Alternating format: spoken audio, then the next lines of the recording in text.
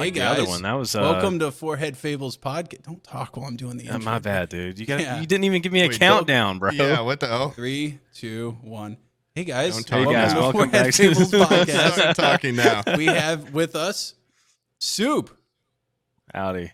He was one of the normal guys that was at the gun range thing. We hung out at the bar a little bit, ate some onion rings, and chilled out. Actually broke through, ? Became tight friends at the bar. Tight ball. And maybe more. You never know. Regular, reoccurring guest. Yeah. Or just we can't get guests anymore. Yeah. And now we've got them forever. Well, that was one of the first things you said to me was you were like, my episode when I was on there fucking sucked. Can we please redo it? It did. And it was probably pretty bad. That was pretty early on. I didn't understand how a podcast worked, and I still don't. Really developed. So it's really professional. I still don't know how they work. So I hired Poob, and Poob knows how to just like talk. And so when I putter out, he's just like, yeah, I give you the wicked advice of maybe the intro should be at the beginning. That was that's what he hired me for. Yeah. Well, whatever. Do you guys know? I got some bullet points. We always have to have conversational bullet points. And you have to segue into them professionally. He's a more professional podcast. I love than it. usual. It's way better now. I'm impressed. You guys know Viper, the rapper? The snake? Oh, no. Y'all You guys don't know cowards Viper? don't even smoke crack? Yeah, y'all cowards don't even smoke crack. Yeah. This happened like a while ago, but I didn't even realize Googling. he just got put away in prison for he held a woman in his garage for years. Like he was one of those people that just like chains up a person in their garage. And it's a classic. And during the time when she was like caged in, that's when I was most into my Viper arc, where I was like listening to a lot of Viper. Is like a rest picture. He looks like a crazed fucking madman. So he actually smoked crack.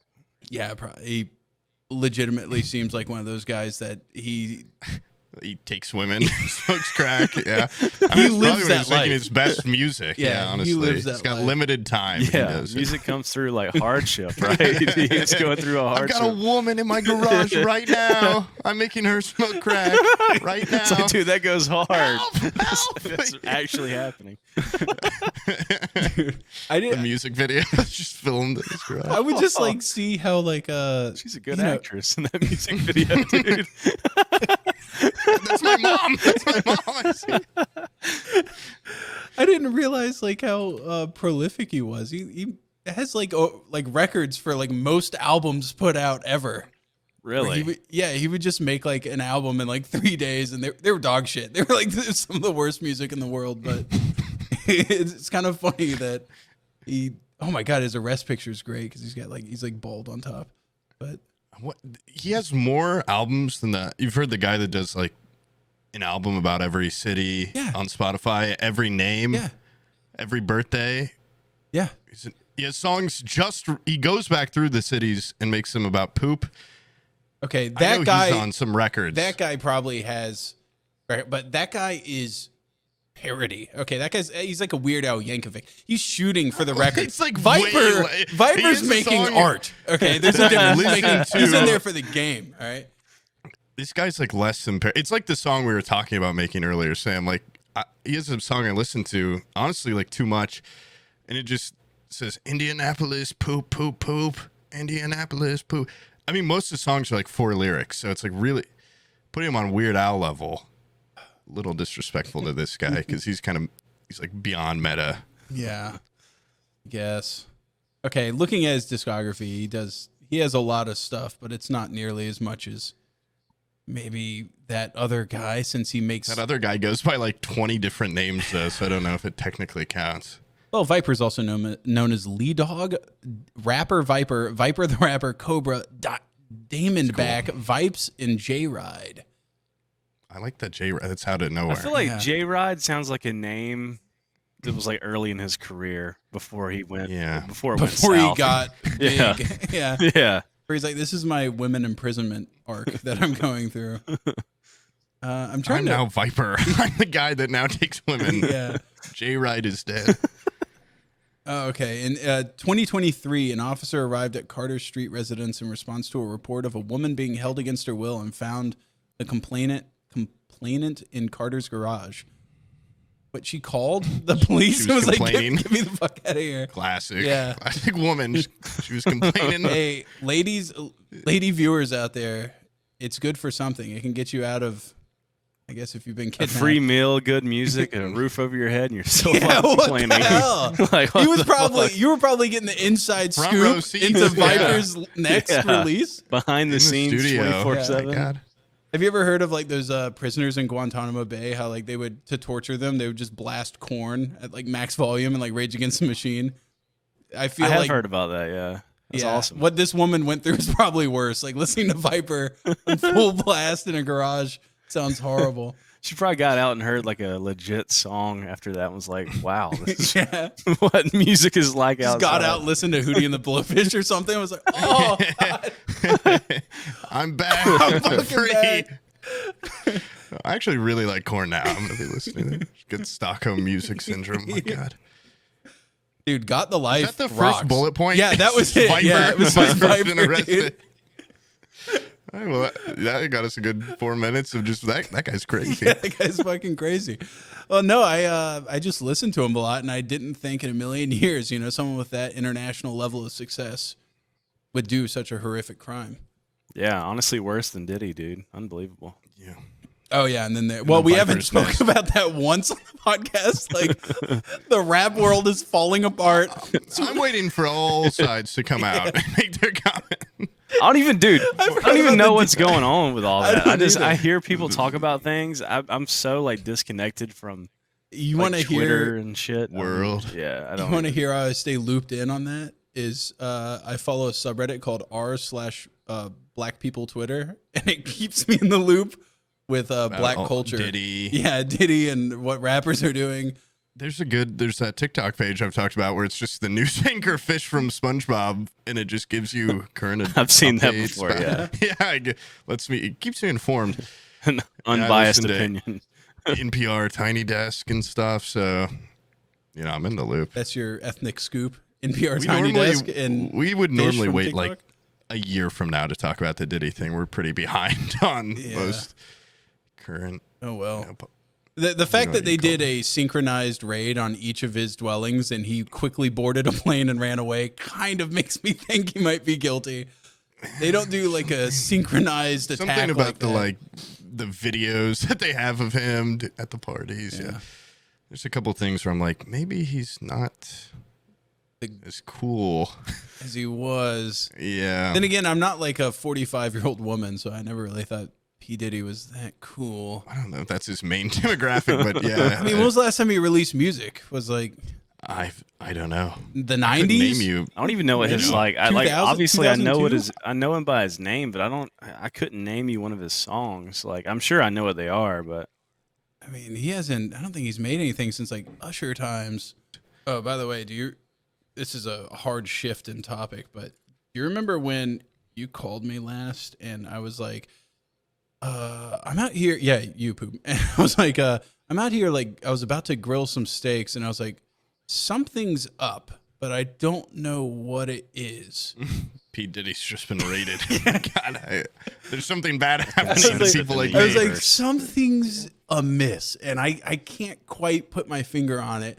That like I put the steaks on the grill, I finished them, I brought them inside, and I went to the bathroom and just puked and shit everywhere for like the next 12 hours. But here's the icing on the cake. I thought I was finished. I laid down in bed and I went to sleep, and I woke up. Throw up on your face. No, I woke up to just water pouring out of my asshole into the bed, and I was like, "Oh no!" I like got up and ran. I was like, "Abby, I shit the bed. I'm sorry." I ran. I came out of the bathroom after puking and shitting everywhere. Abby had fully cleaned the mattress and everything. What a gal! I don't know many women that would clean a mattress after. You're a Viper type, dude. You've got this woman shitting in her bed and making her clean it up. That's insane. That's lunacy, What's dude. the bed she sleeps on too? Okay, she has to take some part. I mess it up. She cleans it up. All right. It's Okay. a marriage what was is it? about Did you get like 50-50 food commitment. poisoning or something? It was the little kid, the Olivia, the smallest one. She's gross. She eats shit off the ground or whatever. So she gave me something. because she had been puking like 2 days before, and then Old stomach bug. gave it to me. Yeah. I'm really surprised I didn't get more sick leaving your house because every person, like 3 people, 2 people that have been there, they get sick. They get really sick. And I was sick like a week after, and I was thinking it was those damn kids, but I'm pretty sure I have mono, which is awesome.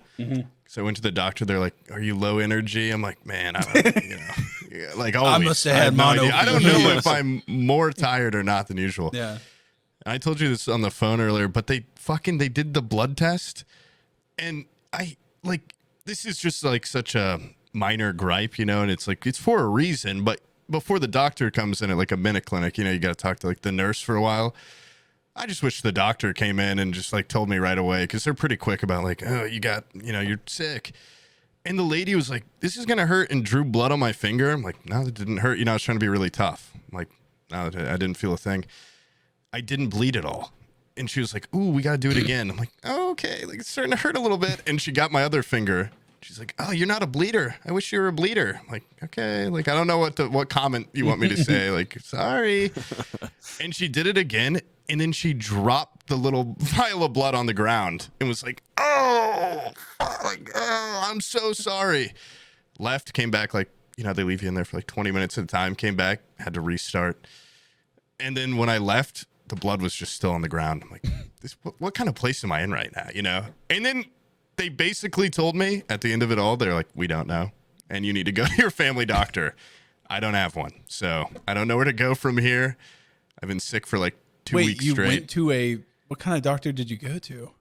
I don't like, because get you in quick, doctor. Because Like, no offense, like a family doctor is like the lowest of the low. Like those are people that are just like, I know like about humans. what's one step or maybe 2 steps lower than that? Like minute clinic, right? Like, I went to a CVS. A guy with They a didn't have fucking anything. first aid kit on the side of the road. I don't know. It was like one of those like vendor medics that was outside the place. Okay. Come on, I get you real cheap, real quick. He took some blood, and then they left. No, I don't know what's wrong with me, but I think it's mono, because I was around a guy with mono like a month and a half ago. So you might get this, Sam. Sorry. Oh fuck. And Did you? he was telling me he had mono, and he's talking to me like this far away the entire time. He's like, "Don't worry, man. Just like don't drink after me, don't smoke after Don't me." kiss And I'm me. like, It's called the kissing like, disease. "Hey, man." I'm like, Jesus Christ, like, I'm definitely gonna get it now. And then, no offense if he hears this, his friend, it's kind of a fool, was like, "Let me hit your vape, man. Let me hit your vape." And he's like, "Dude, I have mono." He's like, "It's cool." And he sucked it through his shirt and was like, "There you go. Now I'm fine." And then that guy hung out with us all night, and now I'm pretty sure I have mono from. I didn't even get it from making out. I didn't get it from. Kind of want to say, sharing. if someone said they had mono and then you suck on a vape through a shirt, that seems pretty foolproof. I feel like that's kind of it seems legitimate. Yeah, it seems. Well, honestly, I would. His other defense is like, I've had mono a bunch. Like, it's fine. Okay, that's not good. What do you just like live in a constant state of like drained? It I also lasts like 3 months. I feel like doing that through a shirt would be fine. Well, he was wearing one of those Did he do it- meshed tank tops. he's wearing fishnets. Yeah. A fishnet shirt. No, that cannot be foolproof. Then again, not a doctor. So Last time I got sick was fucked. I did a stream and I dressed up like a pirate, and I used eyelash glue to stick one of those like fake pirate mustaches to my little whiskers that I have here. And I was drinking beer out of a mug, like pretending to be a fucking pirate. And I guess that the alcohol from the beer was washing the eyelash glue off of my mustache, and I was drinking it the entire time I was drinking this beer. Sickness, or are you just poisoning I yourself? poisoned or myself. something? I literally fucking poisoned myself. And I was doing the stream, and I think we were like maybe an hour and a half, 2 hours in. And I had done just like 2 beers, and I was like, I feel kind of fucking weird right now. I'm like, am I really that buzzed off of like 2 beers? Like, this isn't normal. And I ended some blood. Yeah, I ended the stream, and I was like, I don't know, I feel weird. I went to bed, woke up in the middle of the night, just threw up everywhere. Got it all in my hair, took a shower, then I fucking immediately shit after I took a shower. And I was like, I'm After the fucked shower? up. Yeah, No. it was Yeah. horrible. That's It was fucked horrible. up. It's a bad order. Yeah. and then Have you ever been? go ahead. Sorry. So sick you've shit in a shower? No, not Me yet. neither. This week. Okay. This literally Very this week. gross. I'm like, it's already water coming out of my ass. Abby, Why don't not bring just this hover up. over the grate and just let it flow, dude? It's more efficient to just. Yeah. I want to, dude. I'm a big advocate for the Shoilet, the shower toilet. Yeah. I think that should be standard for every home. And you know, in the world of home building, I feel like when you make a shower, you put in a shower pan and then you put in like Dura Rock and stuff so it's all watertight. Adding a toilet in there, and then, I mean, I feel like all you're doing is just making sure that if the toilet overflows, it's in a fucking shower. Like, you're waterproofing your house further. Yeah, I feel like it's a smart move. for sure. I don't know enough about plumbing, but I'd assume they go to two different places, no? Or do they just all... Nah. Okay, Yeah. cool. It just, Well, that clears up all I my guess it questions. just depends on the home, but I mean, like, Yeah. no, It's like your all shower fucking water filthy, goes dirty to where your water. toilet drain goes. so that, like a Okay. All the- septic or just yeah. where if you're in a neighborhood or whatever, it would go what? to I'm the gonna start city. shitting in my shower all the time. That's Dude, awesome. I piss in didn't the know that. shower all the time. I'm not ashamed. I'm not I have ashamed. to piss like every 30 minutes, so Piss in the shower, like I'm gonna be like you're pissing in some the rebel. shower. Everybody pisses in the shower. I The feel people like that I say feel like they it's don't taboo to lie. say- some people, yeah, if you say that, they're like, Yeah, but those are the people that act like they don't, and they do, and they just are acting like they're holier I mean, I've than told thou. someone, you know, if there's like a woman around us, I'm like, you're disgusting. And then, you know, I go home that night and I fucking like, Shameful Just let it pissing out- in the yeah. shower. I like to hit all the walls. I like to go behind me. See if it I can don't. you know, Okay, make better it to to the the drink big in drain. the shower, stigma dude. is It does. it stinks because of all the hot steam. So I piss directly over the drain down into the drain. I don't. Yeah. I don't want it to Well, splash. yeah, I anywhere. don't think any. Now that's where I will judge a shower pisser if you're just like pissing on your feet Just or pissing something. right on your feet. Yeah, Up that in the okay. air, There, all around yeah. the walls. Woo, extra shower. What about they flip it up and piss on their belly and then let it flow down? That's if kind they of haven't washed their body yet? I'd allow that Okay. because you've already got piss all over your belly when you go into a shower. So Well, because sometimes well. the hot water hasn't hit yet from the hot water heater. So I'm cold. And so I wash myself in the piss, the hot piss. And it equalizes the temp a little bit until the hot that's water a little gets here. crude for my taste. I don't know. But then if I wash myself, so it's fine. Yeah.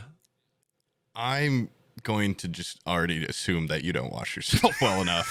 I don't know how you shower, but I feel like you're just still like fucking throw Hair? some soap And on then the shoulder soap and let on it. the balls and dick. Okay. And then I walk out. All right. Yeah. How's your asshole doing? How's the? I wipe it when I poop. Yeah. Good. No, I'm no. There's Why you're legitimately, toilet paper. legitimately, there's people that are like that don't like. Have you ever seen people that don't wash like from the waist down? Like they're like, oh, like the soap washes down there. Like they don't wash your feet No, or it anything. doesn't. I give myself a full ass like exfoliating scrub down every time.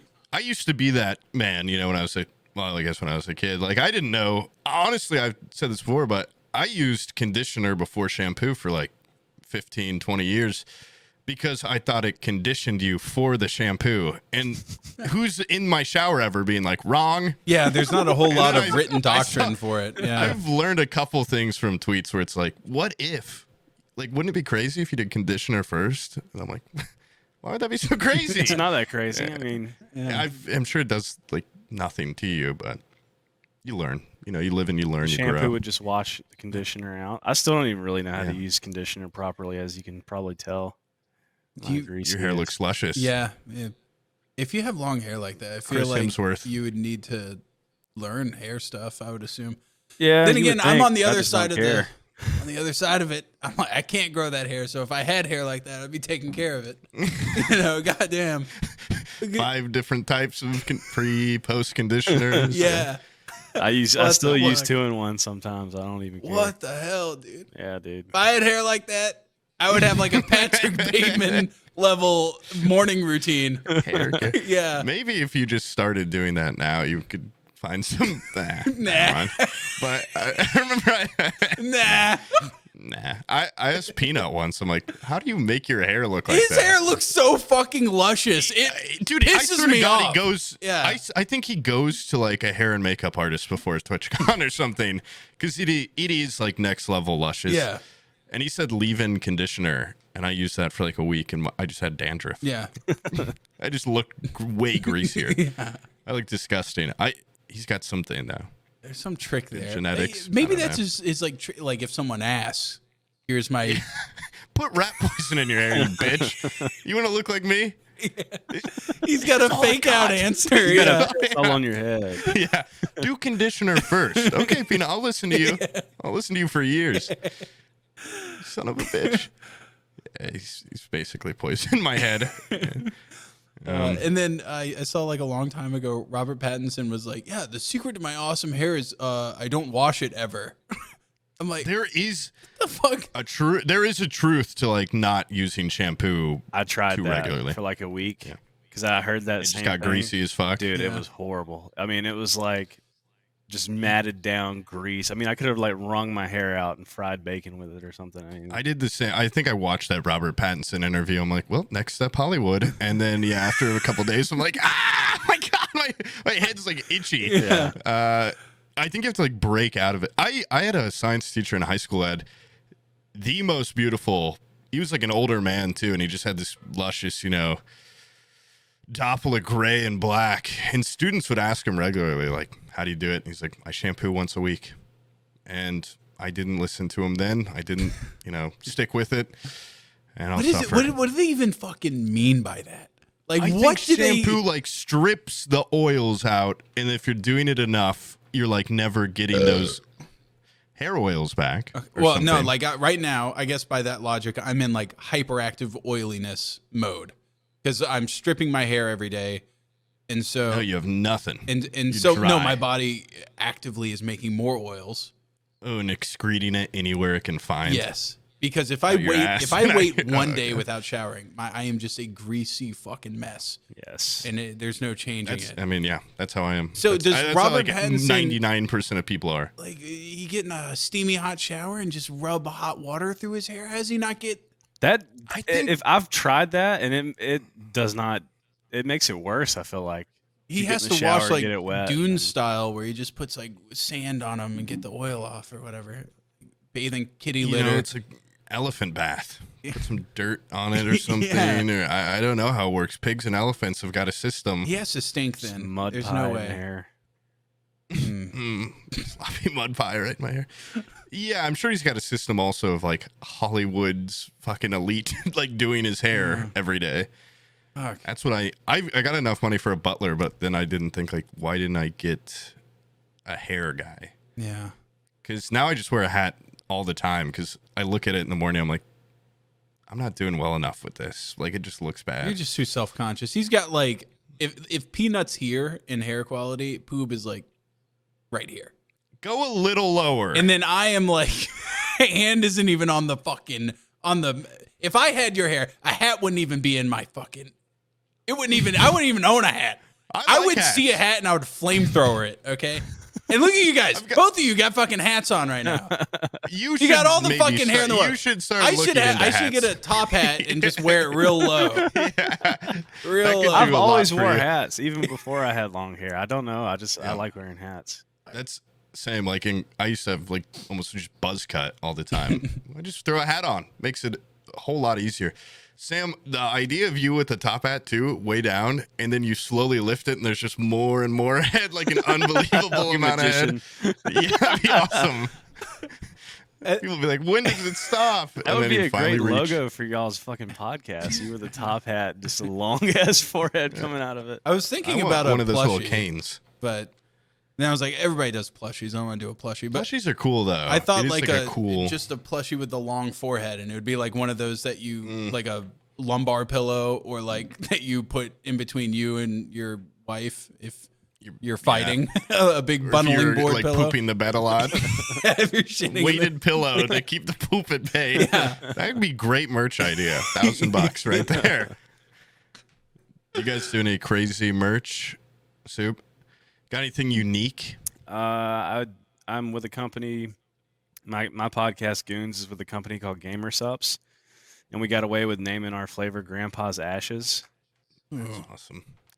which They is seem pretty to be pretty badass. cool about allowing, like we saw at TwitchCon, the fucking Wubby car that just had like cum all over it. What the Like, fuck, man?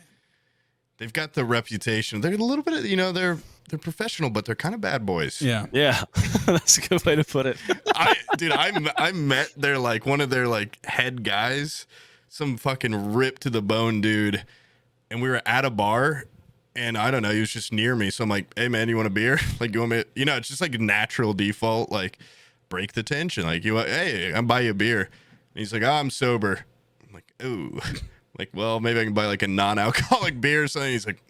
And he pulled out his little chip. I'm like, okay, this is like That was probably All right. Eric. I think he's the CEO. Eric. Respect, respect. Imagine I'm joking. if I was him, I wouldn't even be. I guess that sucks. He has to network, but Yeah, couldn't imagine being in the he's room. got to keep with his body Yeah. under check. Like, That's true. I don't think he's sober tight. anymore though. I think he was just doing that for a while. well, 'Cause let's just say that non-alcoholic beer I brought him had a little secret in it. He fell off Keep the wagon. drinking these. Ah! Well, that's cool that he's not. I don't think that he Is is. that- I think we drank last time we hung out. Oh, really? Is that like? I don't know how that works for AA. Like, are you ever allowed to get to a point where it's like I can drink a little, or is it kind of a like, oh, No. do you have to throw away your coin? Yeah. Or, like, what do you have to Gamer get to melt it down? Substance is going down, dude. It's all going over. down. If you got stock, sell. Okay. No, my mom had that moment where she quit cold turkey, and then she was like fine for like 2 years, and then she was like, just at occasions, I'll just like socially drink. Wednesday night. It's Wednesday hump day. Let's go ahead. Let's get a little. And then tipsy. all of a sudden it was back to just like a 24 pack every day. Yeah. That's probably the path I'm. Also, I look over at OVS. I look so much more red on this platform. I'm not that much of an alcoholic. Okay, it's reddening me up. Yeah, I look more red as well. But in about 5 years, I'll be probably getting some coins. You know what I'm talking about? I can just get my mom's old one, right? Looky here. I feel like do you think the process works of going to those like for some. going to like a club? Have you ever been to one? No. Not like well, like well, For yeah, anything, for like no sort I've of been to an AA meeting like a support just with group my type mom, thing. and it was hard for a gossipy little boy because they're like, you can't talk about anything you see in here. Yeah. We're from a very small town, and I heard like 10 secrets Yeah. about like friends' parents or like people I know in the town. I'm like, oh, just got to sit on this. Dude, I'd become an alcoholic That's just awful. to get in. FOMO, Yeah, dude. that sounds badass. What? There's Look, little just fake small drinking. town What? secrets at the AA meeting? Holy shit. I'd rather Some be of a them part were of that. very grim, though. I remember I'm like, I should not be here. I'm a boy. Okay, dude, in order to network and stuff in a small town, you either go to church or if you're a bad boy, you go to AA. I think I would rather go to AA and just act like I'd like I'm to be it'd be a lot easier, though, to be the bad boy of the church than to be the bad boy of AA because everyone in AA is like cool. Yeah. They're like heroes. At church, I could probably rise up the ranks pretty quick. I'd be the guy busting out beer in the parking lot. I don't want to be the bad boy of AA because then you're like the guy that's killed his worst. wife and got out. Yeah, then you're Viper. Yeah. I drink the most here. Yeah. I smoke crack in a garage. I got a girl in my garage. Come check it out. You guys can't tell. You guys can't tell. You are not allowed to tell. Can't tell anybody. The police chief's there. It's You anonymous. can't say shit. You can't There's- do anything. A rapper in our town that's got a woman in his garage. There's a highly acclaimed rapper with about 20 albums. I can't say who. Yeah. That rocks. It's funny because she's okay. That woman's fine. So, well, she's probably scarred. She that'd needs be to have very a fucking scary. Netflix documentary. I couldn't imagine. That'd be awesome. Maybe a stop motion documentary and claymation. Maybe I'll take a couple photos of her and put it in the Her collage. smoking crack claymation. Well, what if her life just is like nobody like that, or very rarely do they have a storied life. It's usually It's usually like they just work at Walmart or something, and then they get grabbed by Viper. Like it's not like she had some crazy life and then got grabbed by Viper. And it's yes, that's true. Yeah, it's probably just sad and uneventful. And then I lived in a garage for 2 years. I mean, like what happens to people that like where they survive something like that? Is there like some insurance policy where it's like, you were in a garage for 10 years, so you're never going to have to work again or something like. No. I was in the Viper's den. You've got to help me. You can sign up in the military and go get blown up somewhere and lose half your limbs. The government's not going to take care of you. Bad as being They're not going to take care of like Viper's fucking torture victim. But do you think Viper had to pay her some money or something? He didn't have any money. Did you see what he looked like in his arrest picture? He looked like a crazed man. Look at, I can't think of anyone that like looks a that witness crazy. protection program or something like. Yeah. Don't they have shit like that where it's like it takes care of the people? We really don't know anything. Yeah, we don't know anything. We just speculate. We make assumptions, and then we just kind of one person says it, the other person goes, "Okay." Yeah, it's funnier that way. I think they gave her like it's not funnier that way. It's more right that way, and there's less questions that way. We're not equipped to deal with the real questions, and so we feel smarter. Like that's our unofficial handshake that me and Poop do. He says something, I go, that sounds good to me. I might. That's kind of where and vice I've gotten versa. all my opinions from Sam, and just kind of like what to like, what not to like. Yeah, that's vice wrong, versa okay. too. Yeah. I just learned you're not allowed to put a woman in your garage and make albums in front of her. That was actually. Now I know. That's one of the few outside sources I've gotten in our friendship. Usually I refer to you. This time Viper. I referred to Viper. Viper, sir? He said, don't do it. No more new releases from me. It would be really cool if he had like big fangs or like a grill of like fangs. He just looks like an old guy. You should lean into the Viper thing. Like he kind of just looks like a guy forked tongue. that would be arrested for keeping a woman in his garage. Well, some I gotta people look up his mugshot now. They end up doing what they what you'd assume. Yeah. You look like a podcaster. I look like a gun tuber. That's why I'm a gun tuber. Oh, that is a rough fucking mugshot, dude. Yeah. Have you seen what Clint Eastwood looks like now? He's like 110 years old. He looks like a puppet or something. This would be the time to duel him. Look at how old he is. Oh my he God. looks like that grandpa that ate paint. Yeah. Well, the last time I saw him was. The older you get, the higher your pants go too. It's just crazy. What is happening to their bodies that I don't know. There's just not enough waist They don't anymore. have any pelvic region left. It's all Yeah, gone. my God. He's fucked so many times. It's just disintegrated. 93. Yeah. Wow. Well, the last time I saw him was actually Gran Torino, so I was like, oh, he's like Gran Torino still. Nope. No. He's gone to next. He's like, who's the guy from Blazing Saddles, or like his last picture? Oh, Gene Wilder. I was like, I didn't know somebody could get that old, And that's where Clint Eastwood is, and it's sad to see my him. like 94-year-old grandma in the hospital right now. It was one of those, but it was more real because it's a person I know. And I went, oh, it's gonna look regular. And then I saw her, and I was like literally able to like pick her up. I did a couple like these. I'm like, Jesus, what do you weigh? Like 20 pounds? It's insane. She looks 140. She looks very old, and it can happen quick. Yeah, it can sneak up on you. She's like, I mean, we're gonna look like old before we know it. Like we're gonna look like. I'm making it 65 tops. Okay, there's no way. You kind of have like a cheruby. Face. Or something. I'm gonna stay around. Less hair. I'll be gray. I'll get some sunspots. I'll pass you up. And then I'll do one of these, and I'll die. I'll be like 65, maybe 70. I'm wondering if I should rock the Skullet when I get that old, to where I start balding on the top, but I can still grow it in the back. Should I just keep the long hair and stay bald on the top? Like you like hats anyway. Might as well. Yeah. Take the hat off. It's like whoa.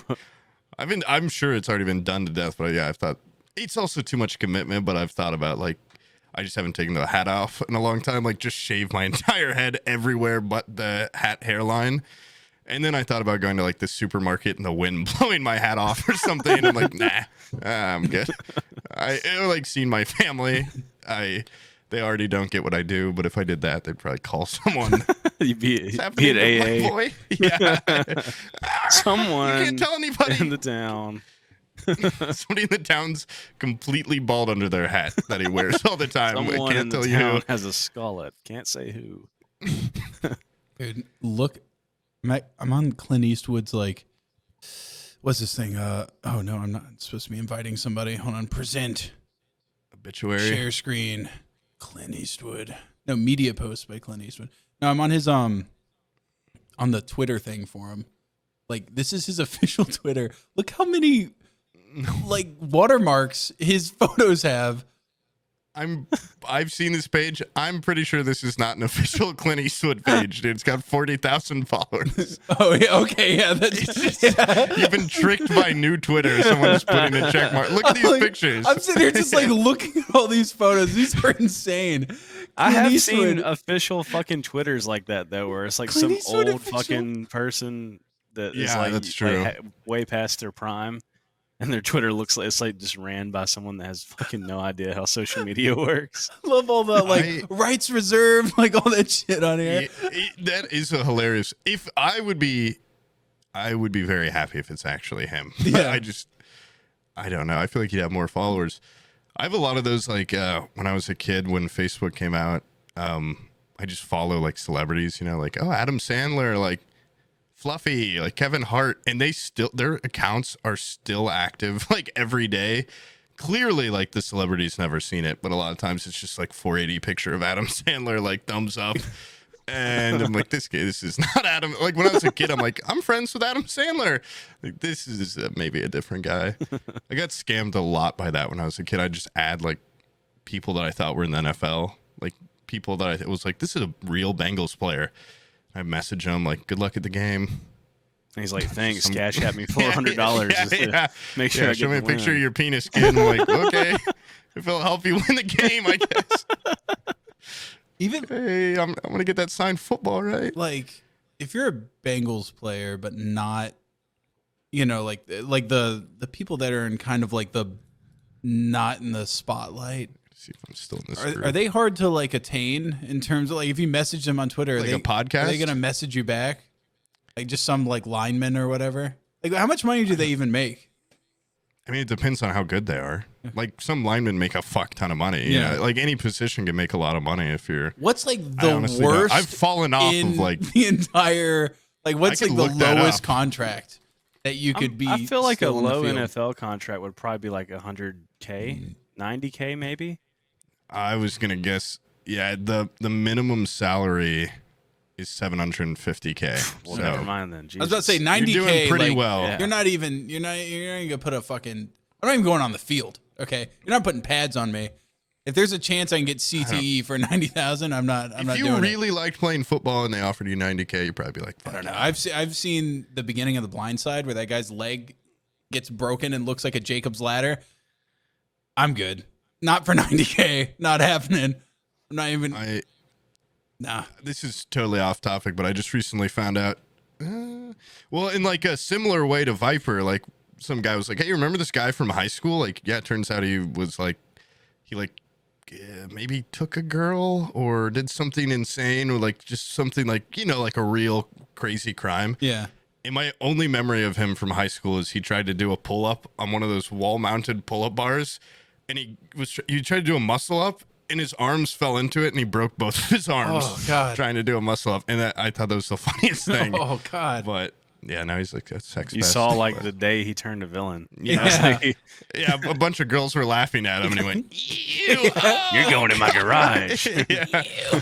His little twisted, broken arm. I'll get you. Now that I've made my gravelers, my praying mantis arms, I will snatch you. Who is he pointing at? I can't tell. He's pointing at one of you 4 women. Yeah, that's scary. Okay, you know what I just said, by the way, I take that back because I realize there's a lot of like blue collar people that just risk life and limb every day working on lathes and stuff. 50K, yeah, like 50,000 a year. Well, yeah. So if I weren't doing this, and they were like, you can be in the. Well, if I got tackled once, my body would disintegrate. But if I could be like, you know, practice squad for 90K, absolutely. Practice squad, I feel like it's beaten up more. Like at least if I'm gonna get demolished, if I'm getting like full ass demolished, it better be on national TV. Okay, if it's on a practice field, I don't even want to hear about it. You know, I do want to know, like. This is a dumb question, but like, how much mascots make. Because I went to a Pacers game recently, and oh my God, they're working overtime. Pretty annoying, though. They just go around and pester people, but then they have to do like front flips. They have to do like front flip dunks. 60K. Oh, okay. If you're a mascot in the NFL, 60K, minor leagues, 25K. I thought you were going to say it's like slave labor or something. The amount of energy they have. The love of the game. Yeah. They just like being a mascot. Dude, I didn't talk about this on the last one, but Jesus Christ, the halftime show they had was so funny too, because I've seen the guy like in a 2K game, or maybe I don't know, it's worse if it's one guy that's like travels to different cities and does this, or if a lot of people do this. But they were like, the way they introduced him, I thought I was about to have my fucking mind blown. They were like, God, he's bending technology, like future technology bent with like old, like practical like transportation or something. It was a guy wearing just RGB strips riding a bike around and doing like BMX tricks, but he was like 40 some years old, and the crowd was dead silent. I felt so bad. Like nobody, they'd be like, come on, let him hear you. And it'd be like, nah, yeah, like from the top, like, woo. But the lights didn't even change colors. Like it was just one color the whole time. I thought there was gonna be like a laser show, and it was just kind of an old guy doing BMX tricks, and some of them were, granted, like insanely impressive, but when you've just watched a man like slam dunk a basketball and then this, it's like not that cool. Yeah, you know, it's like not only that, regular. But like, does anybody even like BMX yeah, tricks? like it's not the 90s anymore, dude. Is X Games even still around? How do you get that job? Like you're just so specifically good at wearing lights, and you just show up one day like, hey, I can wear lights and do a couple. You want to hear the biggest crowd in the world quiet? Yeah, I'm your fucking guy, dude. This entire packed arena will be dead silent. He's probably like the loser brother of the commissioner or something. It's like, I gotta get this guy a job. Yeah, he needs some money. You still got that bike and a couple light bulbs. Like you can make 40K. I wonder if in the moment he was just like, "Whoa, their jaws are on the floor. Like they don't even, they can't even clap right now. Yeah, they're speechless." I took a couple. I've got to put a video in here at some point. Maybe Stall can edit it in, but I took a video just like, oh, he's got to do something crazy. And I just filmed him for like 2 minutes, and I'm just like, nah, sucks. Like, you're just going in circles like, oh man, this poor guy just really blows. Yeah, I wonder, that guy can't make much money. But he also probably get, a lot of like fans from that job, get laid. You probably get invited to the coolest parties. Yeah, probably. So. I can ride a bike. You have a side hustle, sell your own merch outside the stadium or something. I'm the BMX kid. I'm a 50-year-old man, and I gotta help me. You gotta buy a shirt, kid. Come on. Yeah, it was pretty funny. Honestly, that was kind of. What game was it? It's a Pacers game, NBA game. Oh. Uh-huh. I'm not into the NBA like super, but a guy asked me if I wanted to go, and yeah, sure. I don't leave the house enough, so I thought, this would be fun. I feel like the safe bet for an NBA like halftime or whatever. Do they have halftime? I don't watch enough basketball. Yeah, like a halftime little show would just be like a dunk contest. That would just be, to me, I feel like everyone would be happy. It's basketball related, and also it's not a 50-year-old man on a bike. They did do a bring 2 fans down and do a free throw contest after that, and they probably made like 2 free throws in like a minute. It was just really bad. And then everyone also was just like, halftime everyone's checking their phone and shit, and going outside to smoke cigarettes. Like, no one really cared about that either. But also, I thought about what if they picked me, just how scared I'd be down there. Yeah. Because, I can't shoot a basketball. Oh, do you actually think it's like random people they pick? Honestly, I don't know. It might be like you sit at your seat. Sometimes they have like little flyers and shit. Maybe they're like, you've been selected. I'd give it to a kid or something. Yeah, if I got chosen, I'd be like, fuck you, I'm not getting up, dude.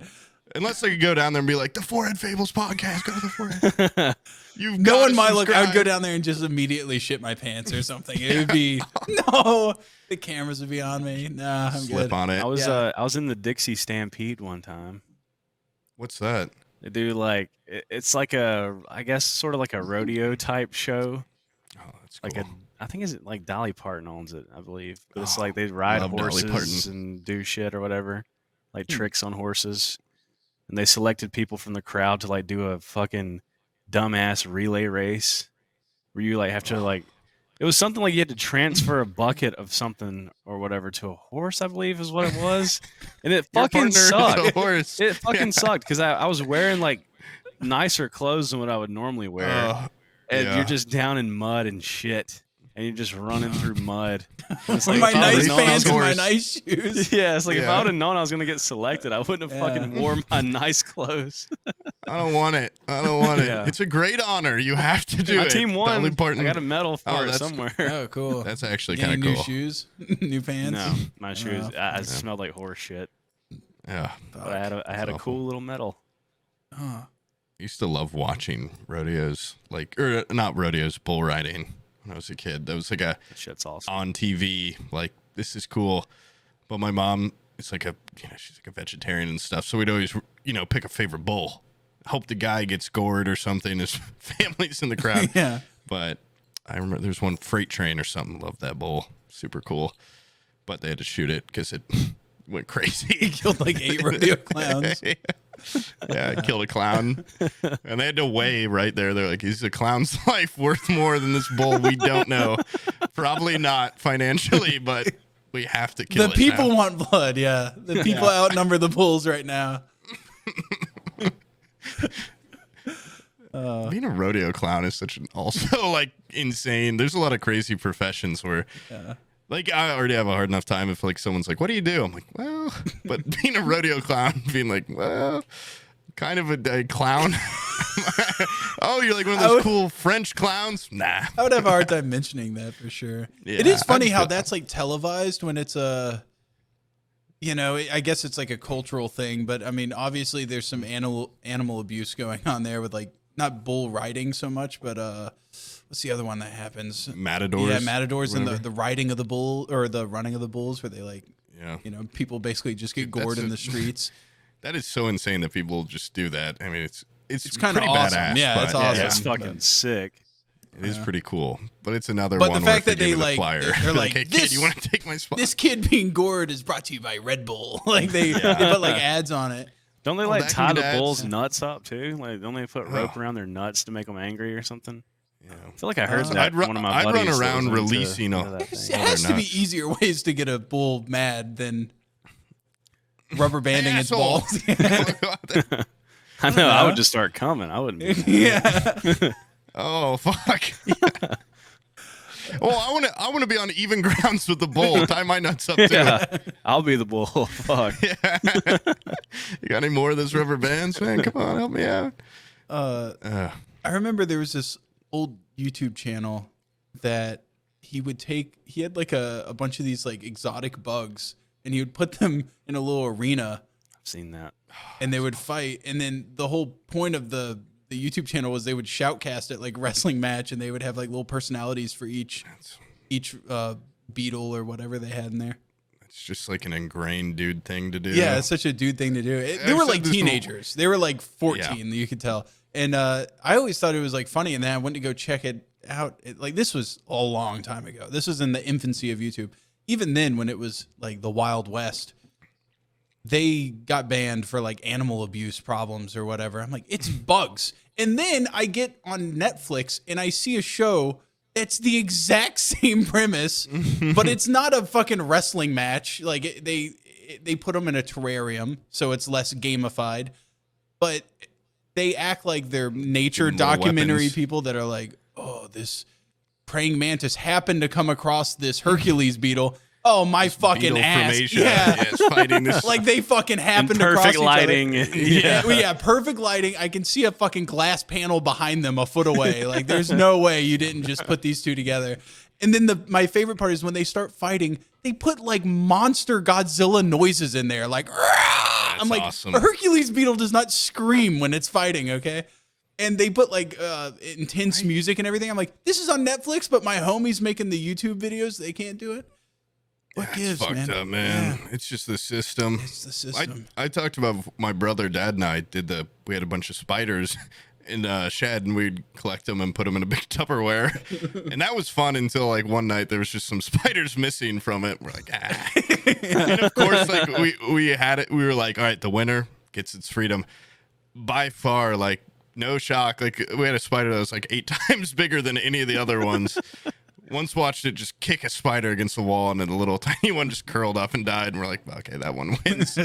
Got its freedom, came right in our house, killed my dad, but it got its little revenge. But that was fun. It was simpler times when you were allowed to do that kind of stuff. Yeah. Yeah. Now, I've been getting a lot of mice. I've been catching a lot of mice in my house. We can work something out. Did you watch that video I sent you? Yeah. Did it look real? It needs some work. It's not. I'm trying to work on It's not quite as context. convincing as the dog video. No, of course it's hard. I'm doing the dog video. Okay, for context, Soup, there's this video of like fake throwing a dog down. Well, not even me. One of my roommates we're like, here, come here, boy. And our dog like walks into a trash bag, and then we cut, and then my friend's just like throwing the trash bag around the house. And in that video, we had a guy filming, a guy holding the trash bag, a guy making dog noises. And then I'm trying to do something similar right now with all the mice I've been catching, where I just cut to like a stuffed animal mouse and hit it with a mallet. And it was not super convincing. No, it wasn't. And also, I bought a bunch of blood capsules. They didn't pop. They crushed. And I also broke some brick with that fucking mallet. That's a real deal. Yeah. Thing's strong. Like I would Henry or something. I was just like crushing through. Yeah, you need to get like a Ziploc bag with some. You need there's filled to the brim. Yeah, you need like red food coloring. You need real mouse glycerin blood to make it look or real. something, cane syrup or something. Yeah, you need a lot of blood. If you're gonna eat it, you should kill it. That's why I go to the dairy farms. I get my milk myself. I get my meat. If you're gonna eat it, you should kill it. I've never heard someone say that. I've heard the other way. If you're gonna kill it, no, this is a new way of thinking. I have to fucking kill everything I eat, dude. Holy fuck! Just once, so you know. See, I get that honestly. If someone gave me a chicken and was like, twist its head off and pluck it, I would have a whole new respect for. When I go to the fucking when I go to a restaurant and I go like endless wings, like give me you fucking 40 endless wings, dude. But you have to kill the chicken before they fuck that. Kill endless just chickens. their arms, just rip off their arms and fry them. That's horrible. I think me and Pooh were like talking to each other. I don't even think it was on a podcast. We found out how many chickens die every year. There's like 7 billion humans. It's like 70 billion chickens a year die. I believe it. Easily. Yeah, it's an insane amount of chickens. How much chicken do you think that you like actually order from a restaurant is real chicken? I think about that kind of thing. Like if I go somewhere and I get like boneless chicken wings, I'm like, they could put a little turd in here and I probably wouldn't know. You know what I mean? Yeah. Yeah, what bone? That's why I get the bone in so I can inspect it and go, this is chicken bone. I know the difference. I go, this is a lizard. That's harder to fake, I guess. Yeah. Like having a fake bone in there. That's how I feel sometimes when I get like fish places or something, or like when it's something where it's not just like a filleted thing, but it's all mashed up in a big, it's like what's really in like a McDonald's chicken nugget. There's probably there's some goo in there or something, but some filler for sure. That's you why ever gotten I tried raw nuggets from McDonald's, like raw fucking nuggets? I have before, and it put me off for so long. It was a horrible experience. They were like pink and mushy in the middle, and it was fucking horrendous. I was like, I don't think I ate at McDonald's for like 2 years. I was like, this is so fucked. Just the texture, that was like put me off forever. Completely like, absolutely not. This is fucking horrible. You can dip that in as much honey as you want. It's not going to get any sweeter. Absolutely not. So Abby used to get these like there was these pre-done like chicken tenders that were cooked, and I just put them in the air fryer, and I would have me some tendies. And then she switched it up without telling me and got me their raw chicken tenders that have like panko breading on them, and you have to cook them for like 25 minutes in the air fryer. I think I was like super lazy, so I just nuked them for like 90 seconds in the microwave and put buffalo sauce on them and just ate them. And on like the last bite, I like looked at it, was like, this is just 100%. This is just a raw piece of chicken that I've been eating, which is insane. Even looking back on it, I'm like, how did you not tell it to the first Liver King type shit, yeah, dude. I just I put them back. And then ever since then, I haven't been able to eat Yeah. well, I just have her prepare all my food for me. Yeah. I don't trust myself anymore. Yeah. By the way, those steaks I told you I made, I burnt the fuck out of those. I fuck up everything I cook, dude. It's not good. What do you do? I'm bad. You do right there? Yeah. I don't do anything. Shitting in the so bed. mad. Yeah, I Raw shit in chicken. the bed. I fucking burn the steaks. I undercook the chicken. I can't do anything right. When I was over, and anytime you'd be like, "Let me help," I'm like, "Oh, please, God, Abby, don't let him help. Like, just let her do it, please." That night you were like, "Let's get Chinese food, and not have Abby cook." I'm like, "No, no. I want her delicious meats. I don't want any of this." You know what? Goddamn. It's official. That place is off the roster now. Your presence in my house. You fucked it up from this point on. Sorry. Yeah. I just spoke. I didn't even really shit on it that much. I just until was it, Abby like a started. Chinese place that y'all ate at? It was a Chinese place and- that I well- loved. Abby did not like. The kids, their opinions don't fucking matter. Okay, they're like 5 and 2. Okay, Right. they like what I tell them to like. Basically, everyone in the house didn't like it, but Sam, and he was like, "Poob, you gotta say you like this. Like, come on, like, tell me what you think." One bite in, I'm like, "This is fucking garbage." This is, And this then, is just, I had them gaslit that it was delicious. you shouldn't have set my expectations so high. Yeah, that's. I was trying to that's on gaslight you too. It didn't work. It didn't work. Yeah. I was like crying laughing that night, just about Abby Watching and I me just fucking lose shit my on you. power. Yeah. You were I so felt mad. like when they're like, "We're not afraid of you anymore," and he's like shriveling up and cowering. It's like, no, Ming Tree's good, guys. You don't understand. It's the best food in town. You have to believe me. Yeah. Yeah, it had like a 1.0 review on like 8,000. It's probably gone. bad. It's probably gone now. My favorite Chinese place had like the C rating in the window. You know how like they do the ratings or whatever? Probably and it- tastes really good though. Oh, dude, it's still so good. Wait, what do you mean Care. C rating? Like health inspector Yeah, like rating or health something. inspecting or whatever. Yeah, like usually most places. Calling crossbones Yeah, on the window. yeah, it's like contaminated. Like Yeah. stay out. Basically, what that means, anything below an A, I think, is like there's some fuckery going on here, and they It's got like hard to see. get. Yeah. Hard Well, to get a C rating. Ming Tree doesn't let you in, which is, Yeah. and the windows on A it little are suspicious. mirrored. Yeah. The windows like on a it are brick mirrored, so building and you one can't even drive-through see window. in. You can't even see in. It's You park and then they come out to you and they like slip through the door and shut it right behind Like them. wearing cloaks or whatever, bringing it out to you. yeah. This is food. Eat this. I'm like, okay, I get the feeling okay, they just have like one big walk in there that hasn't been washed in years, and they just cook it all in there.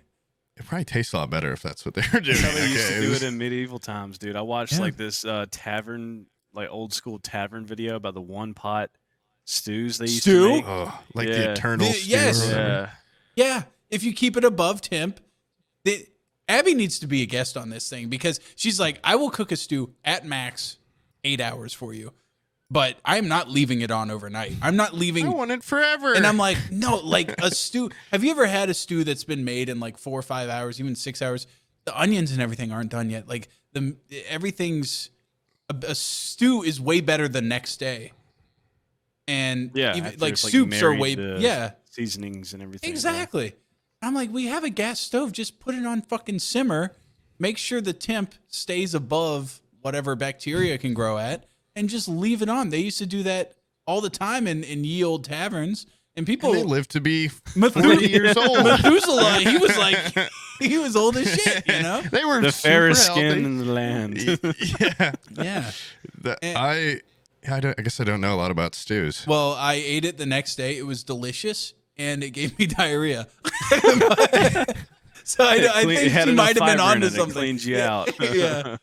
I I'm think sure you. it was probably bad. It probably went bad or something at night. But, the idea behind it is still alluring to me. I feel like if you keep It's a cool idea. yeah, if you keep it bubbling, maybe I needed to have it hotter. I just left it on simmer. I don't know. Yeah, I mean, It was like the best stew I've ever had, but I'm scared to do it again. is it worth it? Yeah, it was like well over 24 hours of stewing time I saw something lightly about those taverns or whatever. There was one in fucking like it was like Japan or something, and they were using the same broth from like I think they said like the 15th century. They had still used the same broth until like the 1900s. Oh, God, the flavor's got to be incredible. I would definitely though if I was Mm-hmm. getting a bowl, I would not scrape low. I would not. No. I wouldn't go to the bottom of the fucking the cauldron. Get some of that gunk. I take my knife out and start cutting off.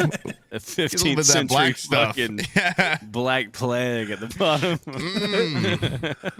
I don't know if it's keep it on remained simmer. above temp though. I mean, I don't know. It might be good. It might be that might the be where best all the thing you ever flavor. ate. Yeah, I would. This chicken noodle soup is from the original Campbell's can. You have to. So good. I would have a doctor on standby, but I would have to eat it. I would have to fucking try it for sure. That. Yeah, what if it just? I mean, it'd be so disappointing. You would have to be like, "This is." So, I mean, you're just manners. You'd do that anyway. Not you, Sam, but like you would just. What if it sucked? Oh man, they've never changed the recipe. Like we've got new stuff to put in this. Like, oh my God. It's got like 4 ingredients. The method was whatever you took out, you just immediately added back in. I think is what they kind of went by, the standards they went by. So they have to inspect my bowl first. What? I guess. I How think much did you take out? How many one chicken pieces of thigh. celery? Yeah. That's awesome. Yeah.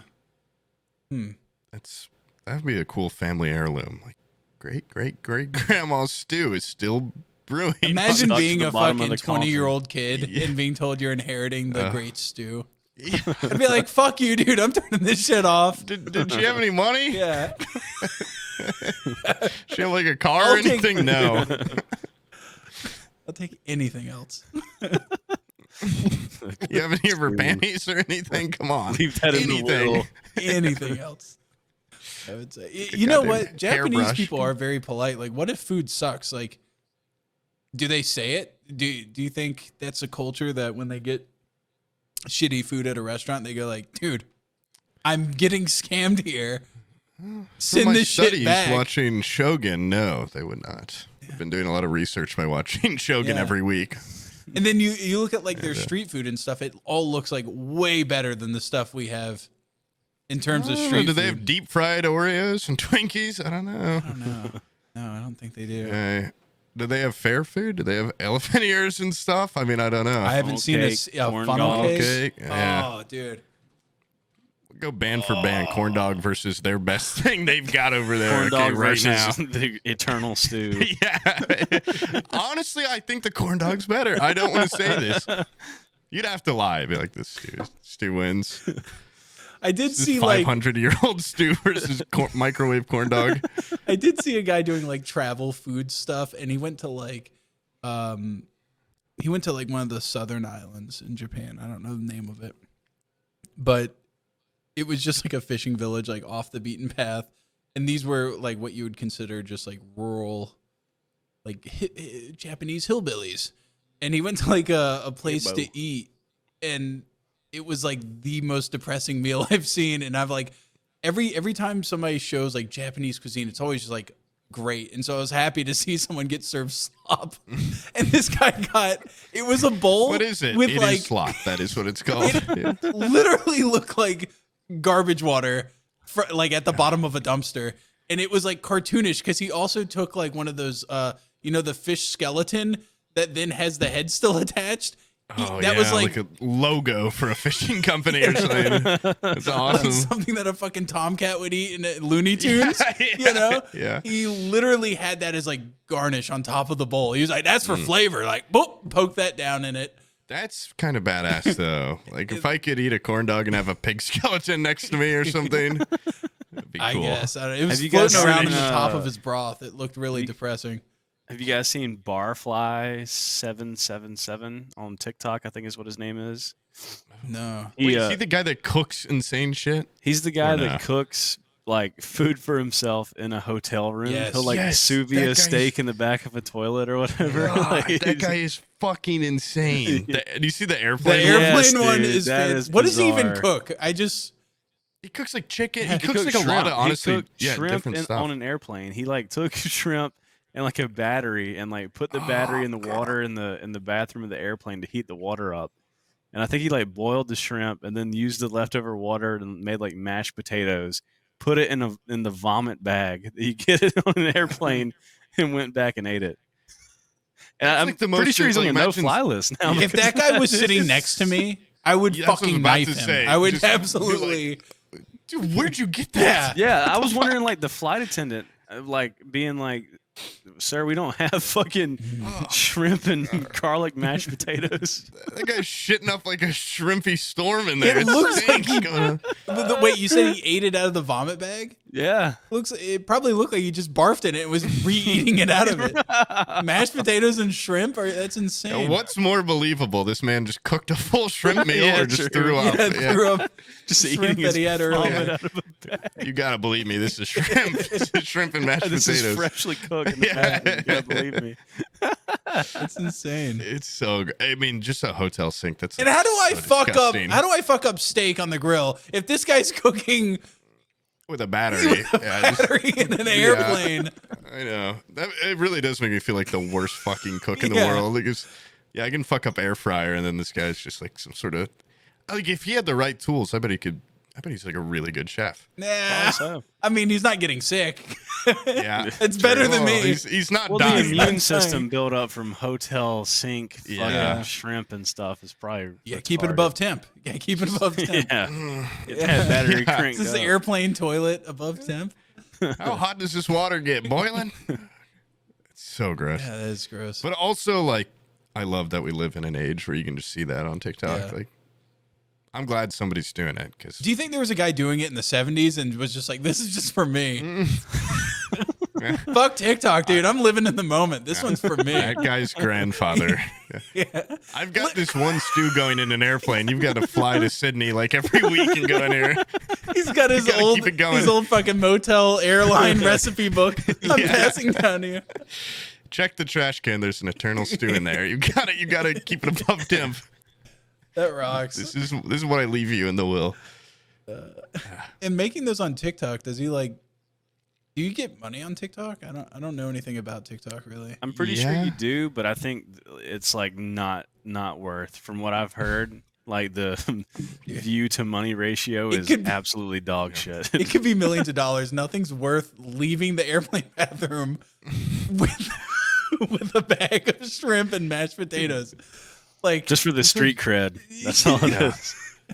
And the I don't no-fly think- list he's on. yeah. Yeah, getting on the insane. no-fly list, like, there's nothing worth Yeah. that. And then for what you like, it's. Because that goes across carriers, right? I think so. Pretty sure. I mean, I don't know, but yeah. I mean, they yes. probably all got Delta in a told room and us. saw that. They probably all got down in a room and was like, "We got to put a Yeah. stop to this." Like, You're on the no hotel list. Usually you we can't go compete, anywhere. but we need to have a great Yeah. tribunal against this man. a peace meeting over this one. Allegiant Airlines backed out. He can still fly Allegiant. Dude. Anything. That's insane. I feel like that guy could have a Patreon though, and people would just fucking give him money. Yeah. Like to keep making those videos. Yeah, for sure. I feel like there's some good that comes out of it though, because you're like, if there was ever like an After. apocalypse or something, it's like I could still, forage I've gotta up find a an decent, airplane. forage Well, up a decent meal in a. I think Back like in the toilet. an average guy, I think like lives vicariously. A lot of people live vicariously through like the bushcrafters. But I think the reality is, if civilization falls, we're going to be doing shit like that guy, where we're just like, I'm going to cook mashed potatoes But in a not as motel well. sink with Yeah. like limited power or whatever. But you can't cook a steak on a grill, so are you going to be able to make? I won't be able to, shrimp but boil? he's laid down the blueprints. He's laid down the tutorial. I have somebody Smo- to look at, to aspire I've got to be. the blueprint very lightly. I'd have like 8 AA batteries in a sink with a chicken in it. Be like, what the fuck? Why the fuck isn't this working? Yeah. It worked for the guy. He needs to I make a have zap cookbook, it. is what he needs to do, like step by step, Yeah. how to do it. Yeah. Oh I man. feel- That would be an That would insane sell. cookbook. Yeah. If he That would sell. like a coffee tabletop cookbook where it's for more sure. of like for visuals Pictures of him cooking in insane places. and would with a be recipe list. That Yeah. would be like the best merch for him for sure. Some of them are so fucked because you can still see like hair in like a trash can or whatever. Yeah. He's just pouring it on. It's like, dude, please, just like DoorDash a cheeseburger. He's the type of person where it's like, Yeah, his mind's gonna be blown when he eats McDonald's for the first time. Holy shit! I wonder if he would be funny to talk to, or I wonder if he's. Do you think? I don't do you know think if he has, knows like, it's so funny. Yeah. Surely he's like kind of in gotta on eat. it, but Do you think he just thinks it's I normal? don't think as it's fuck? pure. I gotta eat because he's cooking in a fucking airplane, a hotel, and shit. Like, They did an interview with him on like some Australian news channel, and he was like, "I've been doing it for years. Really? I just like it. I just like doing it. I like cooking like this. Figured I would share how to do it with the world." Share how to So do it. that's What a pioneer, dude. Yeah, That's like a modern day like mountain man. You know? how many people have taken up after him out there. That thought didn't even occur to me. I was thinking civilization would have to fall for me to get to his level, but there's some people that people are out just there. like, Genius. I'm falling That is back so into genius. that. Yeah. It's weird. I don't think Nah, I it's could not that ever. weird. I don't think I could ever do it. I'm too much of sort of a clean freak in a way. Yeah, I'm a little bit of a. I'm not so bad anymore, but I used to be a little germaphobe or a little hypochondriac, and yeah, even like if I drop my toothbrush in a hotel sink, I'd be like, like do I even use this anymore? And now to eat a chicken out of it, Yeah. I have a weird such way a of high rate. rationalizing things like that in my brain. Because sometimes I'll be like, if I drop my toothbrush in a sink, I'll be like, fuck that. I'm just going to gargle the toothpaste in my mouth for like 30 seconds and call it a day. And other times I'll be like, fuck it. I'll be all right. yeah, I don't know what it yeah, is. It depends on what it is. I've had that before where I dropped an AirPod. Well, one time I dropped an AirPod in the toilet. No poop, so I'm gone. Yeah, I'll save it. One time I just taken a dirty, disgusting shit, and then as I stood up, I think I was. Oh, wait, or maybe I was. I think I was. It was one of those shits where I'm like, I gotta take my shirt off, and I lifted it up, and it knocked it out, and it like slapped my thighs, and went into the toilet. And then when I stood up, I looked Like at it. you were I'm like, mid shit and you're like, this is one where I have to disrobe. Like, sometimes you don't know until you're like halfway Until through. you're in Like, it. yeah, so like sometimes you're like, man, I just gotta poop, and you sit down, then you're like, oh oh, fuck, I am yeah, way I too have to clothed. poop. Yeah, I'm getting hot. I'm too getting hot. restricted. Yeah. I just ripped my shirt off. But yeah, that was a game time. That was also a luxury of the podcast. I'm like, you know what? I'll buy new AirPods. I have not yet. I don't think. I still am missing a right AirPod, but it's okay. It's worth it. Yeah. I had a friend in college. One time I dropped my student ID in a frat toilet, which are just like already disgusting. And also, I can't remember if I had peed in it or someone else had, but there was pee in it. And I told my friend, I'm like, dude, fuck, I just dropped my ID. Like, I'm not reaching in there. Like, I'll just get a new one. You know, there's got to be a way. He's like, oh, don't worry about it, man. He just went in there, fucking bare hand down the toilet, grabbed it, pulled it out. Like, there you go. Like, Jesus Christ, man. This guy would probably kill for me. Like, this is, I love you, Mike. This is awesome. But also, then I was just like, fuck. Well, clean like, your hand and my thanks. card, then give it back. Yeah. Yeah. Yeah. Can you He didn't wash even for wash me? it off or nothing. He just kind of flinged No. it around the room and said, "Here you I go." don't even know if he washed his hand. I think he was so drunk. He's like, I'm going to be a hero right now. But everyone else was like, nah, Mike, don't be a hero. But I remember it still. It was one of the bravest things a man's ever done for me. So, Mike. I had a failing septic tank in my house growing up, and we had a plumber out there to like look at it, and he literally, I walked in and he was just like elbow deep in our toilet. And then I go to my room for something. I come back out and he's talking to my mom about like the quote on what it's going to take to do it. And he's picking at something in his teeth with the same hand. I'm like, dude, I don't care if you gave that thing a full ass scrub down. There's no way I would use the fingernail on that Yeah. to do nothing. There's like a day cool down on that. At Yeah, least. at You know what I mean? He's probably hitting on your mom, too. Like, You want to? Oh fuck! A little bit of your poop on my hand. Sorry, no big deal to me. You guys ever ran a drain snake down your shower? It's disgusting. Well, I don't. Yeah, It's so fucked. That was probably the nastiest shit I've ever done in my entire life. I poured like dissolver down first though, but it was still like. What kind I pulled of? out, fucking string of just like hair and gunk, and any sink in your house has got like disgusting fucking shit in it. Yeah. Hand sink. I'm surprised when you like pull out that thing. Maybe this is just maybe I'm telling on myself. Listen, even when I moved in, the last people had it, but like you pull out that little thing, it's just covered in like orange goo. Yeah. What the fuck is this stuff? Probably toothpaste, hopefully. Orange goo I've never heard of. It doesn't taste like toothpaste. Yeah, well, it's orange. I don't know why it's orange, but yeah, just plutonium.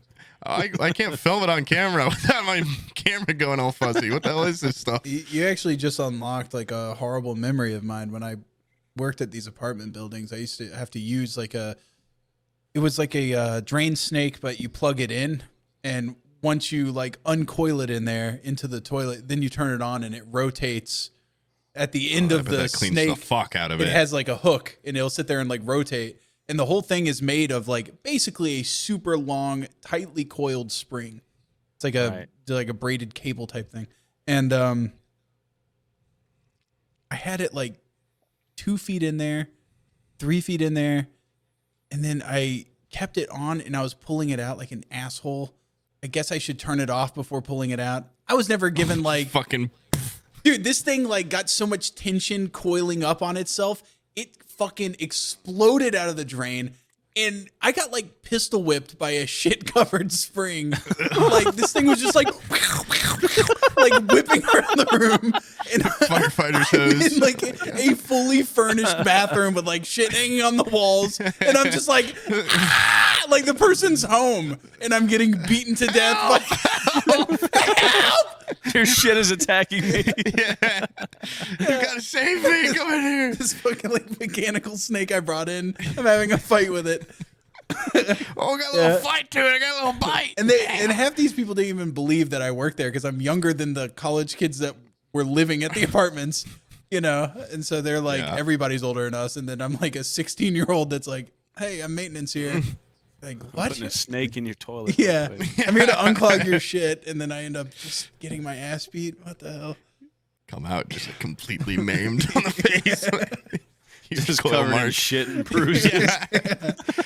Yeah. I would not go in there. Not a good time.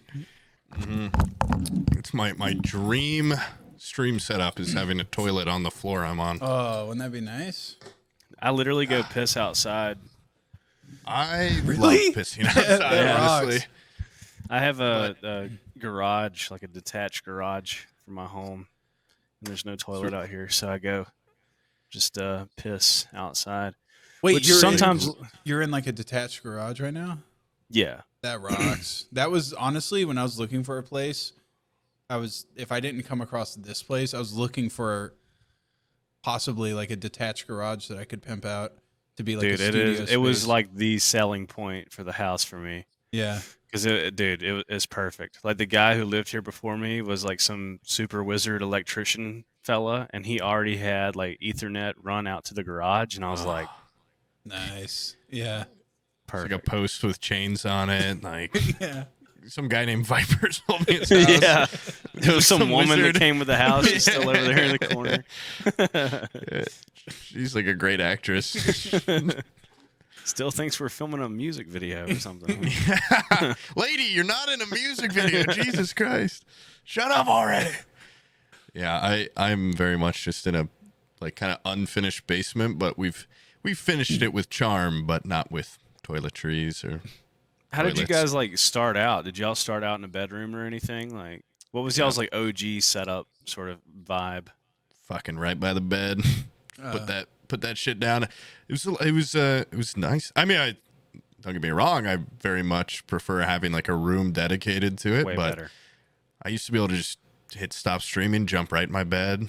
Love that. I miss you. bounce on the bed. I miss you taking your skateboard and putting it on the edge of the bed and then dropping into the carpet. That was a nice. Yeah, I used to be a lot more animated, and then I grew up and something magic and whimsical inside my soul kind of died. And also one time that skateboard, I fell.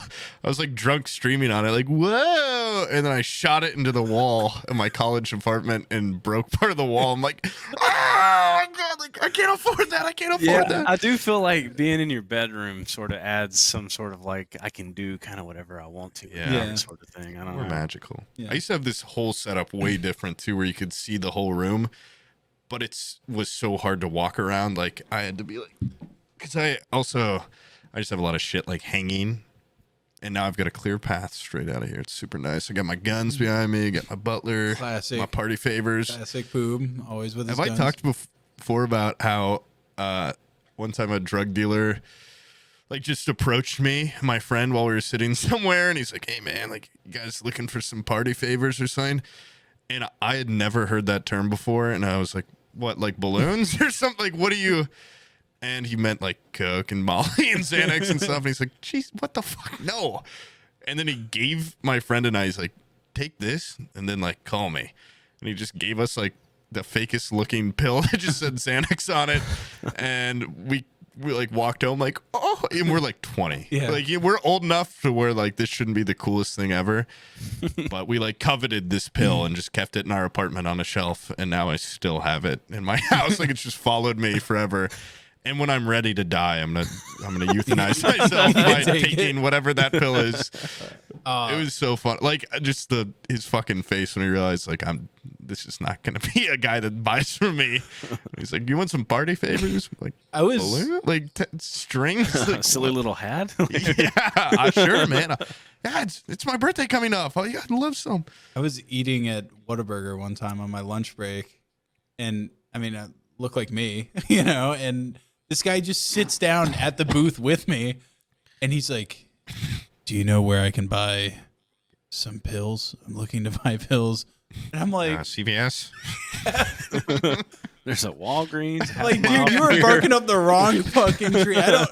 This was at a time when like I didn't even drink and smoke. But see, you kind nothing. of look like the sort of guy that like gives off the have, like doesn't like, does know pills. anything, but also is like a mastermind with that kind of shit. You know? Yeah. Nah. You look like you do a lot of pills. Yeah. I feel like That's what he's trying to no, say. you look like the kind of guy that doesn't do the pills, but you like know Sell the fucking pills? Manufacturer. Or Yeah. something You're like, I'm a pill distributor.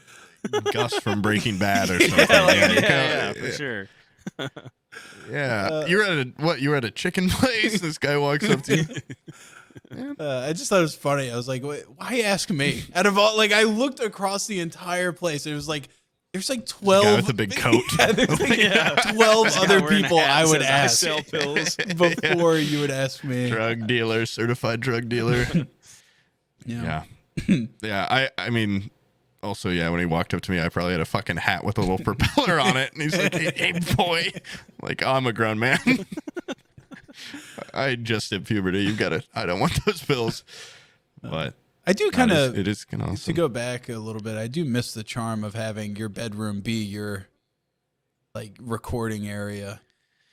It was just, it felt at home, and then you get It's nostalgic too, yes. a spouse move in, and all of a sudden you have to have Yeah, a bedroom kids. dedicated to being a bedroom. It's Trying to make her come.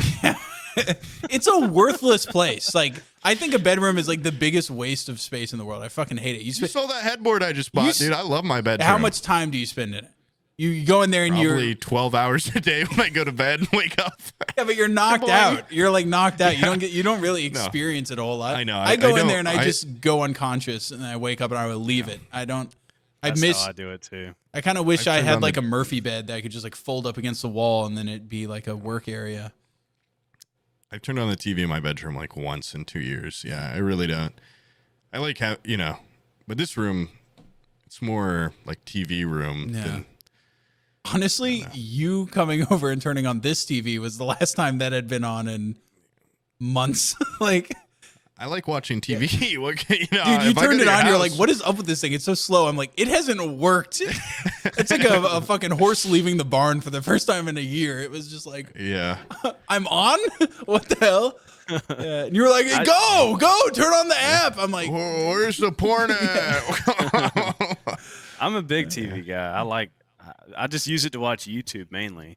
really? I have a TV in like every fucking room, just about. That's- Like my bedroom, my living room. I have a downstairs like sort of like man cave kind of room, Yeah. and yeah, TV in all of them. That's system, what I'm in right now. Sound system and everything. I don't know what it is. I have to have that. I buy like all my furniture and all my like little. I mean, you can't see them where I'm from your angle, but I have a lot of little oddities, and I bought them all on this bidding site. And I got like these crazy speakers, never set up, but they sit right on either side of my TV, and people are always like, "Holy shit! Like it's gonna be so loud!" And then my TV speakers kick on. It's just pathetic. Is it just the default? Yeah.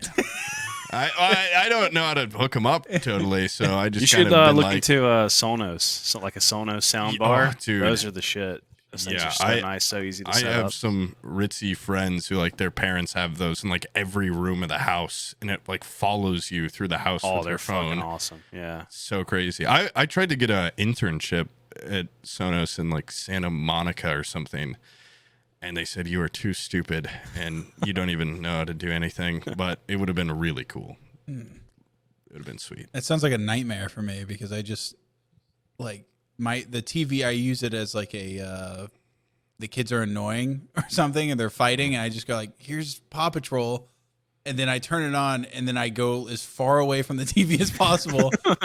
If Paw Patrol followed me where I was going, I'd be like, I don't know. it's like I'm sure running it's through the not house. like a thing you have to have on, but yeah. Turn that fucking thing off. Yeah, it's just my quick Sonos- parenting, really shitty parenting. Watch this for a little bit. Being like an audiophile has always been something that's like intrigued me, but it's also one of those things where like once you start, everyone's like, well, once you do it, then you can't listen to like regular headphones. You can't listen to your car radio, all this shit where I'm like, I really, I listen to a goddamn shitty speaker. I'm like, it's bumping. I don't know if I want to get spoiled too much. You should try it because once you get into it a little bit, because I'm not like a super big audiophile like that, but once you like get a nice sound system and then you go back to not having one, you're like, fuck. I'm really coping because I don't know how to set up my speakers, but yeah, I'm sure it is like just such an elevation of like, I mean, the difference between TV and a shitty soundbar is insane. Oh yeah, for sure. So then the difference between shitty soundbar and like a Sonos soundbar has got to be fucking incredible. Yeah, it's great. I just remembered you're like a musician, so of course you have like a higher standard of audio acceptance. But I mean, in a way, you tell me. I mean, I'm in basically a concrete hellhole down here. Like acoustics of a room has to play a larger part in that than having nice speakers, right? Like if I have a nice ass setup in here, it's still like this is what they sound better. It's what they call a wet room. It's like really echoey and reverby in this room. Opposite of your bedroom. Yeah. Shaboing. Boom. See? Yeah. I feel like if you don't really know about it a whole lot, then it really wouldn't make that much of a difference. If you had a good sound system, you'd probably be like, this is way better than what I had before. But I feel like the room doesn't really matter as much as some of these people make it out to matter. Like if you're not recording real instruments and everything, like yeah, you might have some reverb and shit, but you're not really gonna give a fuck. What instrument do you play? I play a little bit of everything. I play guitar mainly. Coolest I play answer. bass in my band, and I do rhythm guitar. I can play drums very poorly, but I sort of know what I'm doing a little bit. Like I can do a solid 4/4 beat, which is like a basic. You would hear that in like every song on the radio, sort of thing. I lived with two guys for a year. That one of them was like an incredible drummer. He's been doing it since he was a little kid, and he was in one of those like kid bands where it was like him and his brother. They play like little local shows, and he's kept up. He's just super good. And then my friend is like, he's decent at bass, but sorry, Cash, but he's nothing crazy, but he's still pretty good. Right. And I took a guitar class, and I've never been more like envious and like sad when like one time ever they were like, let's all try to play something together. And the fucking countdown to start, apparently I was messing up by like this much, and the drummer kept being like, okay, Not like my let's tempo. restart. Yeah, like straight up like, okay, you missed it by like this much. I'm like, dude, I am just starting guitar. Yeah, like, those are the kind of people you don't want to be around. like I'm okay if it sounds like garbage. And we restarted like 10 times. I'm like, I don't even really care anymore. Like, I don't want to learn. I'm fine. Yeah. I just go in my room. Yeah, guitar was just one of those things that I learned from like doing YouTube and stuff. Like I would just watch videos of people playing, and I would just follow along until I kind of figured it out. That's You know. awesome. Also, Guitar Hero was really Helped. it really was a great way to like learn, like getting used to like holding something like this in a way. Even though it's vastly different, it still sort of. I feel like it still helped in a way. Have you ever played that? Like, they have those games on Steam that are like a way more advanced Guitar Hero where you plug your guitar into your computer. Like Rocksmith and shit. Yeah, Rocksmith. Yeah. I've always thought that would be like a cool way to get a little better, but I think so. I tried to play that one time, and like the audio drivers were so fucked from that because the game was so like outdated that it just fucked. I had to like revert back Smoke to it. came out. Yeah, it was like my interface started smoking. It was like, what the fuck? guitar caught on fire. No. Yeah, I've always wanted to be like musically inclined, but I just I'm with anything like you have to work with it. Like no one's just except for like a prodigy, Yeah, absolutely. And I've just always been super impatient. And the one guitar class I took, COVID hit, and it became an online class, and that seeped out like every bit of anything I was doing in the class. When it became online and you could do unlimited tries, I did I didn't even learn, but for the final, after like try number 50, I fucking hit it enough to get like a B. And it just sucked the like joy out of it. But a lot of my family members are pretty good at instruments. I always wished it was one of those things that like someone tried to teach me when I was a kid, and now I'm just like, I'm too old. Yeah, so many probably not people true. will ask me like, how did you get good at guitar? And it's like I literally watched YouTube tutorials and just Practice. played songs that I liked and just figured it. Like obviously I'm no like savant. Like I can't fucking shred. I was more of like a rhythm like style player. That's like like more what I gravitated towards because like I like the flashy guitar solo-y stuff. Like that's fun. And I can do a little bit of that, but that's just not really what interested me. I like more of the riff and the rhythm sort of aspect of it, you know? I was like into like Spanish finger picking and stuff. Yeah, and, I did a little. my I tongue on it. did a little bit of that too. There was a class at my middle school actually, which was super weird. We had like a strings class. I played the upright bass for a little while, like a year, which was yeah, that was a weird year because I had went from playing guitar and I was like, well, it's basically the same thing, just pointed this way, and it's the same sort of thing. And the strings teacher was like, "You are amazing," and it's like, not really. Like You're a master. yeah, I'm like, not really. I just sort of know a little bit of what I'm doing. But we had like a Spanish style guitar class where they used like the nylon strings and all that at our middle school, and we watched what's the guy's name? He's like the big Spanish guitar teacher guy. Fuck. It was like Alejandro or fucking. It was like flamenco style guitar player. Yeah. And I can't remember the dude's name, but it was super fun, like learning how to Spanish finger style pick and all that. where they beat on the guitar like a drum as well. That's called busker, trying to be two instruments. It's sort of that's like an off spin of Spanish guitar, Yeah. like the more Get the little percussive. drumsticks out. I saw that one time. I was thing. like, "That's cool," and then I saw that that's like an entire genre, and I'm like, "Nah, that's not." I thought it was like one guy that was like, "I'm gonna do something different." You thought this guy invented knocking on the I drum. was like, "That's kind of cool for like 1 second," and then people like incorporate it into like a whole discography. Teach people this. Yeah. This is I spent a crazy. whole summer trying to learn how to do that, like Really? beating on the guitar and finger picking, and I was like, "Fuck that!" Like, Yeah. I'm not. It was so hard. Yeah. It almost seems. I mean, I don't know if this is true at all, but like when they say you learn one extra language, like you learn the second language, the third and fourth come like a lot easier. Like with instruments, I mean, just getting down a lot of the basics, then you can just fucking. It translates not 1-to-1, but helps. Yeah, Quite I a feel bit. like that's Assume it would definitely help, true, yeah. for sure. Oh, cool. Well, I haven't learned. You learned how to play but a once piccolo. I get that, I remember you used to. Didn't you have a piccolo that you could play? I had a recorder. A recorder. first off. Okay. Hot Damn, cross dude, buns, he baby. could I was fucking no shred on hot that cross thing. buns. I actually got to a point for a while where I was shredding on that recorder. Like I would do solos for every sub, and then I got a dog, and if I even do one fucking like, he's like like freaks out. So I've had to retire the recorder, and also this goddamn this thing. Hold on, I'll show you. When you take the tape off. He just shakes, and it is it's become like a nightmare for my house. What the fuck?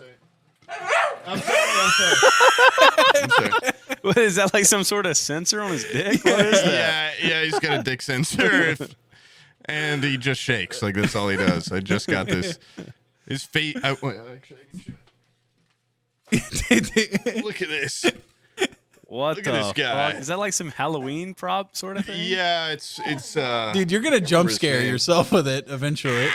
I literally we've had it for one day, and this morning I came out of my room and it was in the living room. I'm like, Jesus Christ, like fuck. Dude, I have a story about a cutout like that. Like one of my buddies had some sort of cutout, and his house got robbed by crackheads like the day after Christmas. And he was like, "You have a shotgun? Can you come clear my house out?" And I went to his house. And this is a way longer story, but I like went through his house with my shotgun, and I'm like, I don't really know what I'm gonna do if there's a crackhead in here like jerking himself off in the corner. Rip him in half.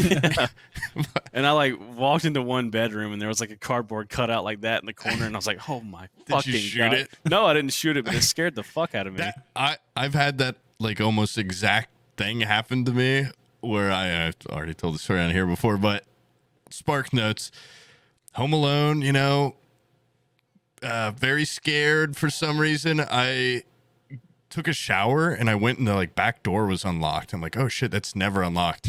And I went in the backyard, and a side gate I've never seen open in my life to our fence was like wide open.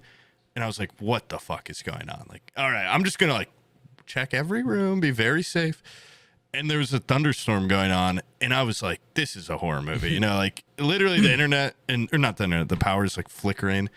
I called my friend, I checked every room, and I'm just like, man, I just need your moral support. And I had my gun, and I'm like, okay, it's the basement. Like, I don't get cell service down there. It's going to cut out. Like, this is it. This is where the guy would be. This is my moment. What do you have, like the basement from like It's an unfinished base. I don't know. I was just Sounds like, of the Lambs? You I go down there, I you was like, descend down it. Yeah. And my roommate has these huge fucking like wall-to-wall screen, like privacy and noise canceling black screens. And on the last one, I'm like, okay, well, this is it. And I pulled it back, and we have like a dummy that's like a sack dummy that we put on a coat hanger so it looks like it's standing, and we scare each other putting it around different places. And I pulled it back, and he was right in front of me, and I just screamed. I was like, ah! And I didn't shoot him, thank God. But he had his like hood down, and I was like, honestly, like I've told everyone, I'm like, that's a testament to my like, gun control is that I didn't shoot this thing. Dude. But I think I was literally frozen with fear, where I was just like, ah! And then it took me like 3 seconds to register what it was. And then I was like, oh, God, what's going on? I feel like a lot of people would be that way. Like, I guess we all sort of like want to feel like, oh, if there was an intruder, like, Hero. I have no problem blowing his head off, Dude, taking care of you my say home. that, but did you see Yeah. that construction worker that got his like truck jacked from him, and he point blank pulls out a revolver? He's like a fat construction worker, and he has like a big F-250, and this guy just hopped in the driver's seat and was like, I'm gonna take this. And he the construction worker just like pulls out a pistol, and 3 feet away just like dumps 7 rounds.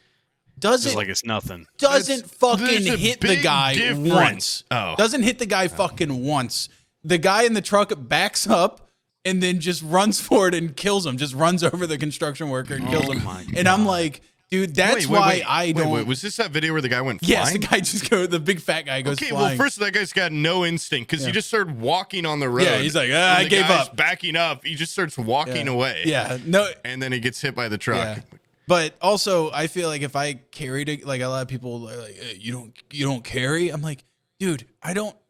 like the most I've ever shot a gun was at that gun range we went to. Soup.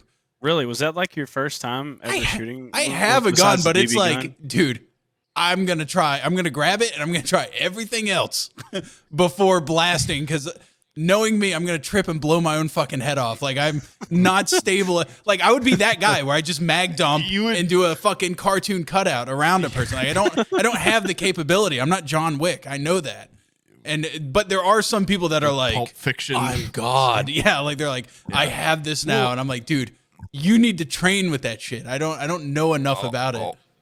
Also, huge difference between broad daylight guy just hops in your car versus thunderstorm, home alone, going into a basement. Honestly, his conditions were perfect. He should have landed a shot. Also, that's a testament to how bad he was, too.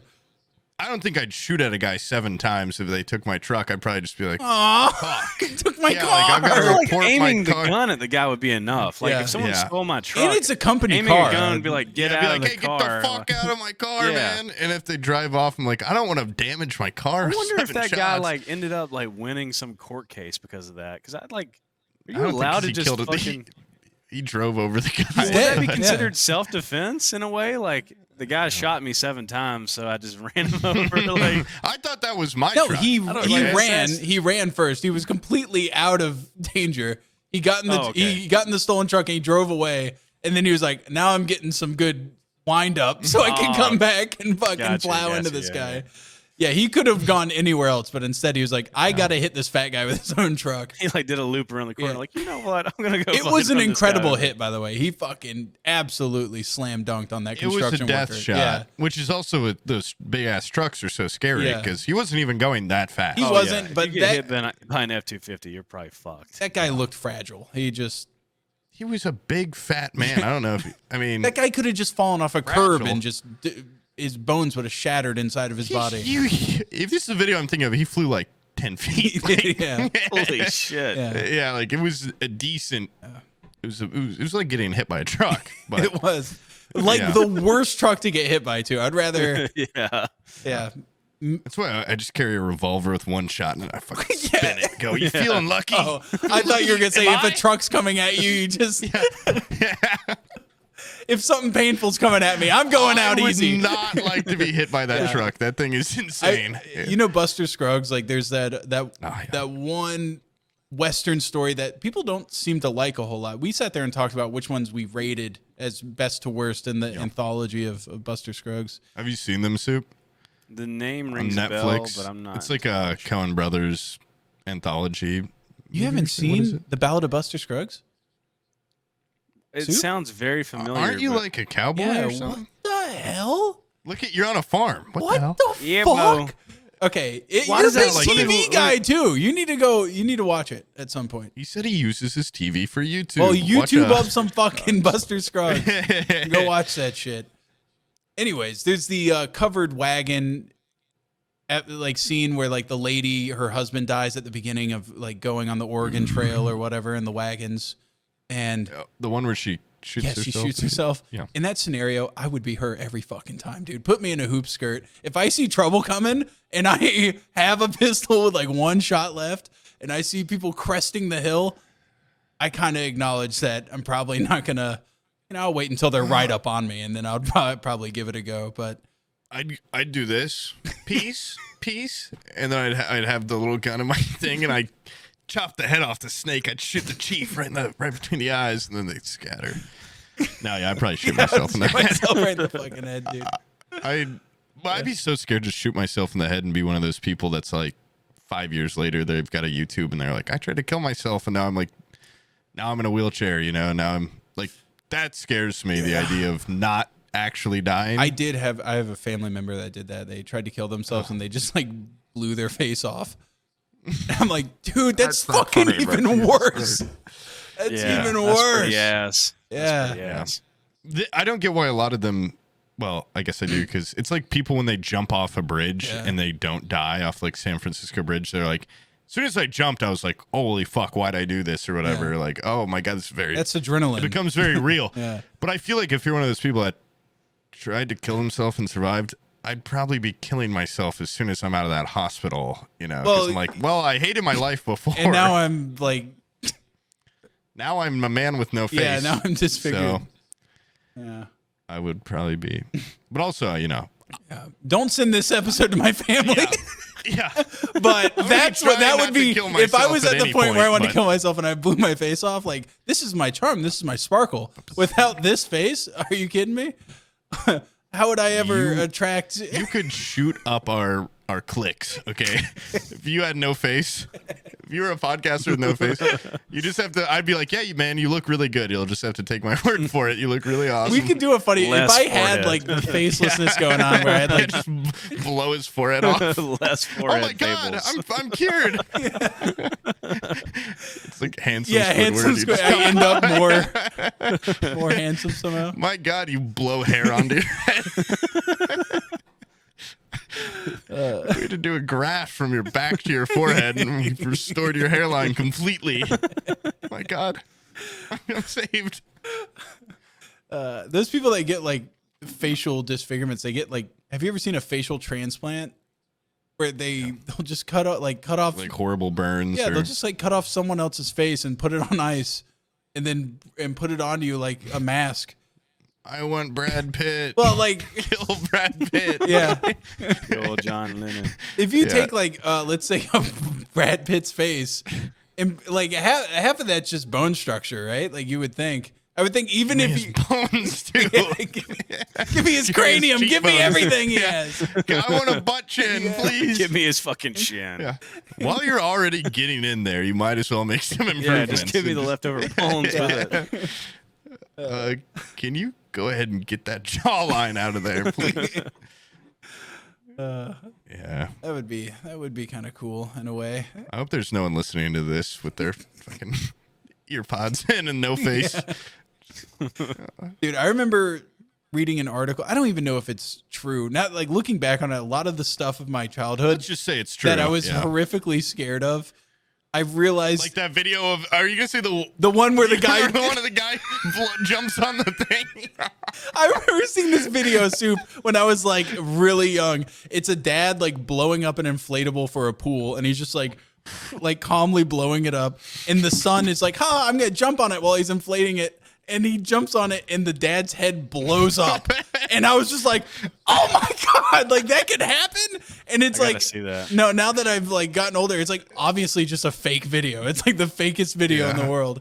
That's like prime comedy video though. If like they didn't pose it like a real home video of like horror, because like I used to love that. Like, I'm the strongest motherfucker in the world, bitch, and he crushes the guy's head. Yeah. Stuff like that. It's just so funny. I found Guy's head Yeah, I see pops. it. Yeah, you see, yeah, I real. used to think that was like super real when I was a kid. But I remember Get down, say name. I like read this thing of this guy opened up just a loaf of bread and he sniffed it to see if it was good. He ended up having to get his fucking eyes and like his whole face removed from like a fungal infection that was on the bread. And now, like, You see that- for years, I was like scared of bread. I was like, Abby, you check that shit. Like, I'm not. I'll assume the fucking bread's good, okay? Like, I'm not gonna stick my Abby, head down in the I bag. promise you, I'll stay with you if you become one of those a person with no face. Terrified the fuck out of me. You smell the bread. Yeah. I feel like you can just touch bread and be like, this is stale. But this guy, You see he sniffed the guy that he had like a cut and his dog licked it, and it was incredibly rare chance, but some disease a dog can carry that normally humans like just fight off very easily. Yeah. He lost like all of his limbs and part of his face or something. Like he was complete in the video. I think he has one hand left. Like the dog's on him in the hospital bed, and he's like, I forgive it. I would have Like, I'm used my totally, one like, arm to kill that fucking Yeah, dog. just strangle that fucking dog. Fuck you. Closer, come a little closer. Dude, that's horrifying because I remember like I had the grossest little childhood dog, and I used to get like athlete's foot when I was like 8, and I would just like let my dog lick it. Just so gross. I've never let like my dogs lick me much. Yeah. And I remember when I was, it's another one. It's like, could totally be a fake thing, but I remember seeing something about a dog licking a baby and the baby like going blind and from some disease, Yeah. And ever since then, I'm like, Yeah. like my dog, you can lick your balls and your fur and stuff, and you can Their lick mouth the is back cleaner of my than hand. humans. No. Yeah. Well, I don't believe that. No. I don't Well, I fucking lick him a believe lot, that shit, so- dude. Yeah. Yeah. No, my dog eats like fucking gross stuff. I remember when we were talking about the plumber guy, like picking his teeth. You're like, there has to be like a 2-day cool down. I remember I saw like my dog Gwen, love Gwen so much, but at my old place, Gwen just came up to me like, "Hey, what's up?" And she had something in her mouth, and upon further inspection, it was a fucking waterlogged squirrel that had fallen in my neighbor's pool and then had bloated up like a fucking mafia victim, and all the hair had fallen off of it, and then they had scooped it with a shovel and threw it over my fence. And Gwen picked it up and tore the head off of it and was just like, "Hey, look what I found." And I was like, Yeah, it's a little present for you. I was like, Gwen, like, you're not fucking touching me for like 3 days. Like, there has to be a cool down period on that shit. My dogs used to just bring back like deer legs and stuff out of the woods. Like and it's fucking so dead like, birds and stuff, and leave it on the porch. Like, here's Yeah. my offering to the tribe. thank you so much. I really appreciate this, That's but I'm supposed not to going to be a let you lick great me. honor. Yeah. And I'm like, Yeah. and Abby immediately was Piss just like, brings "Put me- that down, you little shit." And I was like, I had a think she hamster who thinks she's died doing in a my- good thing, but I had a dog? fucking hamster who died, and we buried it in the backyard. And my dog fucking dug it up and left it on the porch. It's like, well, Oh, I God. go bury it again. We literally just talked about this last episode, but my mom buried some mice. Well, she gave them a funeral and then threw them in the trash bag. And then the next day I was like, okay, well, they're in heaven now. And I went outside and the dogs had ripped into the trash bag and there's just dead mice everywhere, like ripped apart. I don't think that was even a gift. That was a warning. That was like, that's different. Bad omen from Satan. all the crosses were upside down on them. What the fuck? They're flayed. Yeah. Dogs are, they're silly. I've got a stray cat right now that I've been feeding for a while, and it left a dead mouse on my thing. And I've been honestly thinking about employing it, like bring it into my house for a couple days, see what I can scrap up, because these mice, like, they're gone for like 10 days, and then like the next generation comes in or something. I don't know where they're fucking, but in also your the stray walls. cat though, it is like a straight tomcat cat where it's pretty, like, it's a beefy little cat, and it's weird. It comes up to me and I'll pet it, and it's like purring, and then it'll just hiss and walk into the bad neighborhood on the other side of my house, and it's been here for like 3 years, and it was in my backyard the other day, I think, hunting those baby rabbits, and Pip fucking chased it to a wall, and I was really scared for him. Yeah. Like, if he caught this cat, because this cat is, I've seen it like come by with just scars on it, like limping, just walks off into the tattoo. fucking, like a little bandana on him. Like, holy, that is a bad cat, dude. Do not get near that thing. He chased it to the fence, and it just went up like 4 feet and just stared at him. I'm like, that cat might kill my dog eventually. I've seen cats I don't like know. like there's videos of them just like beating the shit out of alligators, like, "Get back," pew, pew, and they'll just like attack A alligators. little and rapid stuff. fire Yeah. hit. Yeah. It's like death by 1,000 cuts. Yeah. Yeah, my dog would get fucked up by almost anything, but a cat I think would fuck up my dog pretty big. Do you have any pets, Soup? I have 2 cats, 2 dogs. That's a Yeah. good combo. Yeah. What kind? Not at the same houses. The cats are. Flex. Flex much? Yeah. Well, no, the 2 dogs are at my parents' house. Okay. The At the I was beach about to house. say, like, damn, dude, beach house, yeah, Goon Squad's doing good. at Epstein's Island. Yeah, you guys need any new gooners or whatever? What's going on, man? Goon hosts. No, the cats are fucking. I don't know the difference in like cat. I know there's Yeah, like honestly, tabby like- cat or fucking. I don't. Cat, it's like, is it like black and white, Yeah, or is it like one's another type of orange cat? and white, and one's fucking like a tabby, I guess, color. I don't fucking know. What kind of dogs? That's the animal that it matters. The dogs are mutts in a way, but it's like a Fuck yeah. one dog named Rebel is a golden retriever chow mix, and the other dog is like a. Damn, that's a crazy mix. Yeah. It is, but he's like. I bet he looks really cool then. He looks fucking badass. He's Yeah. sick. He looks like a golden retriever, but like smaller, and he has like the black spots on his tongue. You know, Oh yeah. I always call Yeah. him like a Chinese mutt.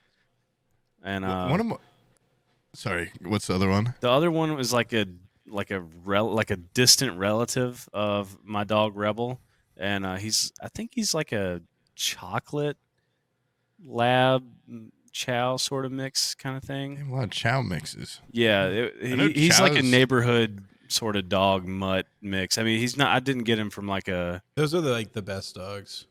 Yeah, I never had I never had like a That's real. weird I never to had me. like a real Yeah, Pip. dog. I never had like a real dog from like a fucking shelter or something with like. papers and stuff. Yeah. I got Yeah, my yeah, first like real dog, and he's a little fucking cunt.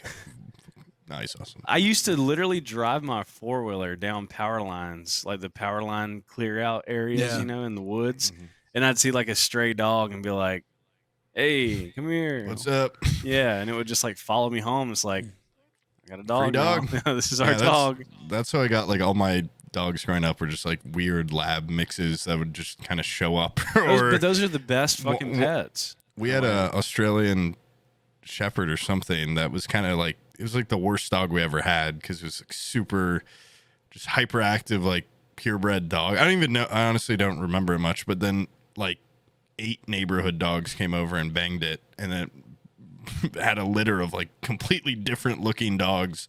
We kept the little lab ones, and then they made a litter, and now we've got the 3rd generation. Old as hell. They're really old. But chow, I didn't know like chow chows were like aggressive or something, or I don't know if like what they are, but when I've been looking around at like apartments and stuff, they're always on the like, these breeds not allowed, like pit bull, chow chow, like Doberman Akita. or something. Yeah. Yeah, Those are all on the list. my- my dog's weird. He hates anything with wheels. Like, there's some weird disabled sensor. people. Yeah, like, dude. Oh my Heard God, of I dogs haven't being seen it. racist, but Honestly, ableist dog. Ableist dog. Wow, really? I would pay to see how he reacts to someone in a wheelchair because I Let bet me he would guess, lose that's his rebel. shit. He would lose his shit for sure. People on bicycles or whatever, like if I have him in my backseat of my truck and I'm riding around, if there's someone on a bike, he freaks the fuck out. I don't know what it is. He would hate a tandem bike. My God, aren't chow chows like really expensive too? Like, I'm pretty sure they're like a luxury dog or something. Well, it's funny. Wait, are they are from like Asia, right? Yeah, they're Chinese. One of my friends from like our little redneck town, he's like one of the only people any Asian heritage, and a chow chow just went to his house one day, and we had never, like, none of us have ever seen one, and a stray like $2,000 dog just went up to his house and just they're like, fuck, this feels like oddly right. Yeah. We're gonna take this dog in.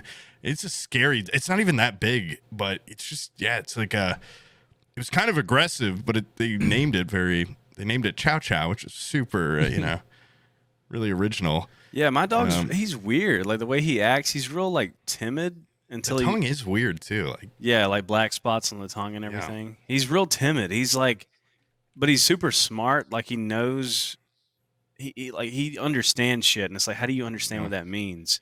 Like super intelligent, and also super timid. Like walking around the house, he won't like. He's not like one of those dogs that'll just fucking run around a corner and slam into the wall and drool on the floor. He's like real, like a lab. Yeah, he's fucking. He's like a gentleman in a way. Yeah, that's cool. But yeah, he's super fun, super energetic, but also really chill. It's weird combo. Sounds like a good dog. You guys got me looking at just like chow chows and Akitas on just little puppy images. These are nice. They're really cute puppies. They're all like fat and wrinkly. Yeah, I've always wanted like a basset hound, just because they seem lazy. You kind of have one. I have one, like but the body of one. She's just like a straight up mutt. I've always been like not open. I've always been like a big mutt guy for no reason, but yeah, are you a mutt guy or a poop guy? What? Okay. Speaking of those like Australian I think shepherds, they're healthier. Yeah, they are like healthier. They're less prone to like genetic diseases or something. Yeah. Dude, vet bills are fucking expensive, dude. I literally had to take my 2 dogs to the vet today. It was $1,200 fucking dollars. Do you have pet insurance? It's a real thing. Yeah, somebody mentioned that to me. Like, do you have pet insurance? I'm like, I'm not getting health insurance for a dog. I saw a TikTok at like me? 2 a.m. and it was a lady being like holding her corgi in a vet place and was like, I can't afford to get him his cancer treatment. Like we have to kill him. And I I looked over at my dog. I'm like, okay, man, fuck. I don't even have insurance. I got this dog insurance. Really? I'm hoping I can sneak in, though, to the vet and get, like, anything I need also. It's, like, a little expensive. It's, like, $40 a month, but it holds up to, like, it's mainly for surgeries and shit. Like, if you have to get one of those random-ass dog surgeries, it's, like, $4,000. They'll cover most of it. I was shocked because, like, last year when I got, I get the fucking shots or whatever. I don't even know what they do, but it's like the shots, the fucking heartworm medicine, the flea and tick medicine for the year and all that. I was like $1,200 fucking dollars. Yeah, that's crazy. For two. I mean, it is for two dogs, but last year it was $800. I'm like, you Yeah, I guys was gonna say, I think mine's like 400? $400 for one dog, like $1,200. That's fuck. It went up. It went up $400 in a year. I was like, Jesus. Got his vet appointment next week. Don't tell me that. Goddamn. I think he looks fine. I think he looks healthy. They went up in price. Yeah, and the vet was like, "Oh, they're completely healthy," and I'm like, "Well, I don't." Why is this so expensive? Yeah. Well, so he doesn't need these shots. Is what you're saying. Yeah. Fuck. Okay. Yeah. Well, that's the thing too. Is like my like little fucking labs that they just never really took to the vet much or anything. Those dogs lived to be like 14, and then we had one bulldog growing up. I mean, they don't live long anyway, but it was like the most manicured and cared after dog, and it died after like 5 years or something. It's tragic, but I feel like you gotta let the dogs have a little bit of stank to them. You know, you gotta let them go in the yard, let them eat poop, and fucking eat sticks, human poop. Like let them eat sticks, just piss on them, dicks and poop. Yeah, you just gotta let piss on them. Okay, there has to kick them a couple times. There has to be a limit because throw them over the fence. My dog also wanted to like sit on the couch with me and like watch TV. If my dog's been eating shit and fucking doing all that stuff in the yard, I don't want to be in the house too. Pip is like, I get really defensive when my family's like, he's spoiled, because I'm like, what else are you supposed to do to a dog? You know. But it's like the first dog I've had. Well, I had a dog in college that my friend and I adopted. That was like, it was like mystery Chihuahua mix, and they didn't even know how old it was. They totally lied to us. It was so weird. They told us like, yeah, this dog came from that hurricane in Houston or whatever. Like it's a transfer because their places are so full. Behind the dog or something. They gave us lore, and we're like, he's 8 years old. He's from this place, and then when I fucking was like leaving with him at the next time I went there, the lady's like, oh my god, someone is finally taking him. Like, we found him like in an alleyway in this town like last year. We have no idea how old he is. I'm like, what the fuck? You guys just like made up lore. And we got like one of those dog DNA tests. He was like a mutt Chihuahua, but it was like the best dog ever. But my roommate and I, when we split up, he went to North Carolina and he took him. So this is like my first dog that's just my dog. But he's weirdly lazy for a dog. Like, if I take him on a walk, he'll make it 20 feet and then he'll just plant. And I have to fucking pick him up and carry him like a mile down the road. He's fat little fuck too. Like, my arms are killing me. And then he'll only walk towards the house. Like, then he'll turn around and walk back to the house. He doesn't like going outside that much like he does. And he just kind of likes, I mean, it's perfect for me. Like, he loves watching TV, sitting by me. He hates the stuff I buy, which kind of sucks. Like, anything that moves, he's like horrified of. But, you know, he's a good little dude. I used to have Gwen do that on like a hot day. She'd be like, fuck you, I'm laying down. Like on a walk. Yeah. I stopped bringing her on walks because I was like, dude, like you can't. Any distance we go from the house, like, you're a fat little fuck. You have to cover that distance back. But she'll just walk like quarter mile and be like, I'm done. I'm laying down. Have you guys ever had one of those dogs where you throw the ball to it and it actually brings it back to you and hands it to you? No. I've never had a dog that does that. No. Gwen brings it back and then she's like, you got to fight me for it, fucker. Like, you got to get this thing out of my mouth. And she'll bring it to you and let you grab onto it. But the play for her is not in the retrieving so much as the tug of war of you and a tennis ball. The only thing he likes to do, I swear, loves, and it's probably my fault because when I got him, it was winter COVID. I couldn't take him anywhere. I just chase him around the apartment and then let him chase me around. And that is if I throw him a ball, he knows it's something he grabs shit on purpose and then will be just out of arm reach, weirdly fast and maneuverable. And he just loves to be chased. He just wants things to chase him. But then if it's another dog, he turns into a pussy. If if the dog is any bigger than him, he'll just like be like, like scream and lay down. He's not good with other dogs, like play wise, but you mentioned Australian Shepherds earlier. Yeah. Abby's parents got an Australian Shepherd, and Abby's grandma lives with them, and they're really smart. She's like a fall risk. This dog is like, all I'm going to do is slaloms between your legs. And I'm like, dude, this is like a recipe. You're like a big cow, right? I'm like, this lady is going to die because of this dog. Because this dog will just weave in between your legs doing whatever. He's almost killed me on these stairs coming down. Like a load of laundry or something. Yeah. He's always like a foot away. And he'll go down a stair and wait for me and then go down a stair. And I've had a couple times where I'm like, I probably will die, to be honest, like tripping and hitting something here that's too heavy, like being crushed by my own, hoist by my own petard. But it's kind of cool. I've never had a dog that, like, most of the labs, like, they just do their own thing, like they don't really want to constantly be. It's a little annoying, but also I get lonely, so it's nice. I always wanted a Shiba, but I heard they're a nightmare dog to have. They're really, aren't they like super vocal? Shiba. Yeah, they. It's like a Japanese. It's the Doge. You would know it immediately. Oh yeah, that dog.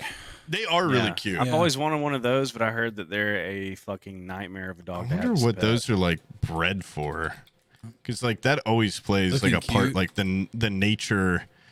Living with Gwen's like living with a fat guy, because she just finds the most comfortable chair in any room and then sits in it, and you're like, come on, like. I wanted to sit there, and she's like, I'm not moving. Like, she just comes into whatever. Okay. She doesn't really like stay by my side or anything, but she just hangs out in her room. So no one, I don't know where you live, Soup. I don't know. Is that public? South Carolina. Oh, nice. Okay. Yeah, South Carolina in the summertime is amazing. It's like I can go to the beach and have a great time, and I got friends and family at the beach. And I can go to the lake, and I know fucking everybody that's hanging out at the lake, or I can go to a local bar, or there's live music at the beach. Like, there's a little bit of, so you have a little bit of everything. Like, South Carolina's super chill. The people, like, South Carolina, I feel like sort of gets a bad rap in a way, because everyone thinks everyone's, like, super redneck and, like, stupid. And you have that. You definitely can get that if you're looking for it. But you also have fucking amazing, beautiful places in South Carolina. Yeah. It's a great state. I love the Midwestern kind of like attitude about life and shit. Like, I don't know. That is like Midwest emo. Yeah, I love the music. No, I love the like just, I don't know, kind of general hospitality and like being able to walk up to anyone and be like, hey, what's up? And then follow them and see where they're going, see what their life's like, see what their house looks like at night. I want to spend the night in my garage. I've got like a keg in my garage. Like I invite a lot of girls over to my garage. I feel like that's kind of dwindled, by the way. As a person that lives in the South, I feel like it's a little more. You're a little more scared to go, up to someone. Yeah, there used to be kind of a time where that was a lot more common to just spark up public conversations. And then I feel like when I went on that hiking trip with my brother up in the Appalachians, like it's still there. I watched that, by the way. It's still there. You did a vlog about that. Yeah. Right? Yeah. It's still very much there up in the Appalachians. People are just like, what the hell are you doing up here? Like they'll just talk to you. Oh, you buying firewood? And I'm like, get the fuck out of my business, dude. Yeah, I'm buying fire. Oh, I forgot. Dude, small town. Yeah.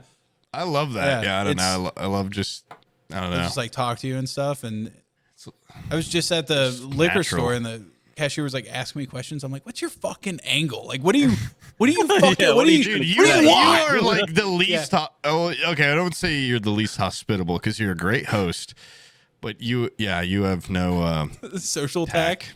Yeah. Yeah. You're a menace. I disagree. I feel like me and Sam got along great whenever we hung out.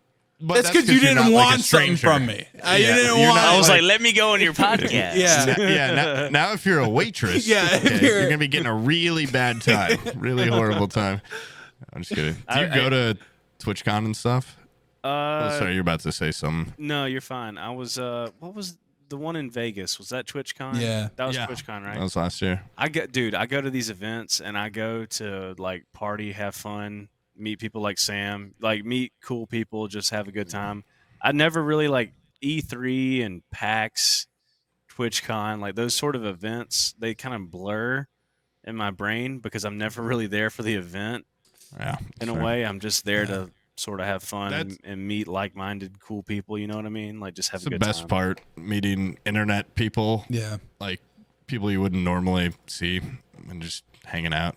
Like I always buy the goddamn like 3-day pass, and then we go to TwitchCon for like maybe 5 hours total. I didn't even Yeah. buy The it whole last time. time. I was like, fuck that. Well, I'm not even yeah. buying that shit. Well, you got one for free. Fuck. Yeah. But we would go up to we just go up to the partner lounge, and like the balcony was so beautiful. We just sit up there the whole time. I mean, I barely saw it. I don't really care about a lot of the booths or anything. And then yeah, like the parties are cool. Like even we went to that VR party. I'm like, I would have never thought it would be such a fun time. And then you just meet a bunch of cool people. Yeah. And then like you meet some people where it's like, this guy's got like internet ego. Yeah, it And really you're like- depends on the crowd that you're sort of with Yeah. and the sort of thing you're trying to get into. Like I remember one time at one of those things, I ended up like smoking weed with like some phase dudes. It was like 3 a.m. I don't even remember where the fuck we were. Maybe it was Boston. Someone's garage. Yeah. I was hanging out with Viper and then some girl came up. He's Viper. Yeah, So, yeah. that sounds like- right to me. He had bottle service. Some girl was coming over shaking. You know what's funny? Now that you mention that, like they do kind of blur together. Like when I first went to, obviously, I think like this when I went to PAX West in Seattle and met Bizzle for the first time, like that's burned in as a very like core memory because we were eating First. Dick's Burgers.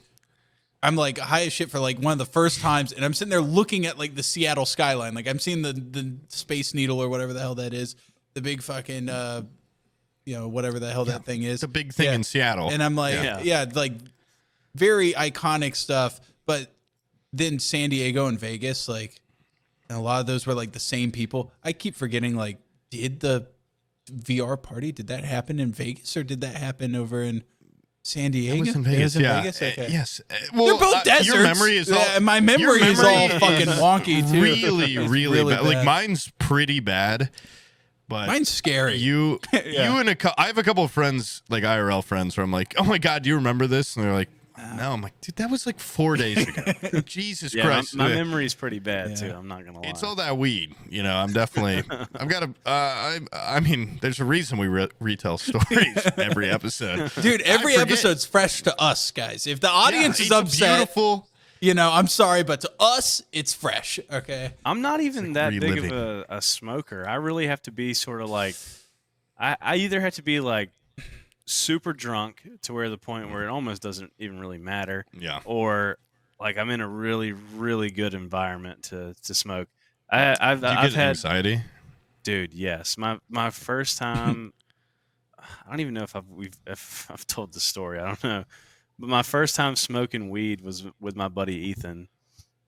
And he's one of my best friends, like my brother in a way, like non-blood brother till the day I die. Like I fucking love this guy. Best friend in the entire world. And we were of college age. I don't think I was in college yet, but he was in college. He was like, come hang out or whatever for the weekend. And he was like, we'll smoke some weed or whatever. I'm like, dude, I've never smoked before or whatever, that sort of thing. He's like, you're going to have a great time. It's going to be awesome. We're going to listen to good music. We're going to hotbox my fucking like Corolla. We're going to have a good Corn time. on blast. Yeah, we're just going to listen to fucking some Wiz Khalifa, Metallica. Rapper Viper. You got Yeah, we're going to vibe to some Viper. It's going to be a good time. And so I was like, fuck yeah, dude, let's do it. And we started smoking and listening to Wiz Khalifa, just like the best time ever. I was having such a great time because I'd never been high before. We're in like his Corolla backed up in his fucking like college dorm parking lot and just having so much fun, just being stupid or whatever. And a fucking cop comes flying through the parking lot, lights, sirens on, everything, flying through the parking lot. And I'm like, first time ever high, freaking the fuck out, like there's a cop nearby, there's a cop. And So that killed the vibe entirely, and we were like, all right, we're gonna try again tomorrow. So we go inside or whatever, and then his fucking like roommate in his college dorm is like, "Are you Soup? Wait a minute, I think I know you." And this is like, oh god, I mean, just the worst experience. nightmare. Yeah. And Ethan was like, "Dude, I don't even ever talk to that guy. It's like we're roommates, but I don't even like really know this guy at all." Are you super? Are you high for the first time? Yeah, Can I like, get this on and Snapchat? he literally wanted a photo. He's like, "Let me get a photo." There's a photo out there somewhere of the first time I was ever high, and me and this guy, like, my hair was just starting to grow out. It was just like, me, like, you know, like posing with a photo. And that is such a nightmare. So cursed. So cursed. Holy shit! And then the that next is- morning, Ethan was explaining to me. He's like, "Dude, that kind of thing never happened." He's like, you know, he's like my shaman. Yeah, in that a would way. kind Like, of that would fuck me up a little bit too for weed in the future. and dude, it was crazy because That at was the my first time, experience. I may have had like 100K. Like I Yeah. was not even like anywhere. Like, you know, I was like a nobody on YouTube at the time. Yeah, And this dude recognized me, and I was like, "That's fucking really weird." yeah. And you know, Ethan was like, "That never happens. It won't happen again. It's all good." He's like, "We're gonna park in a different spot.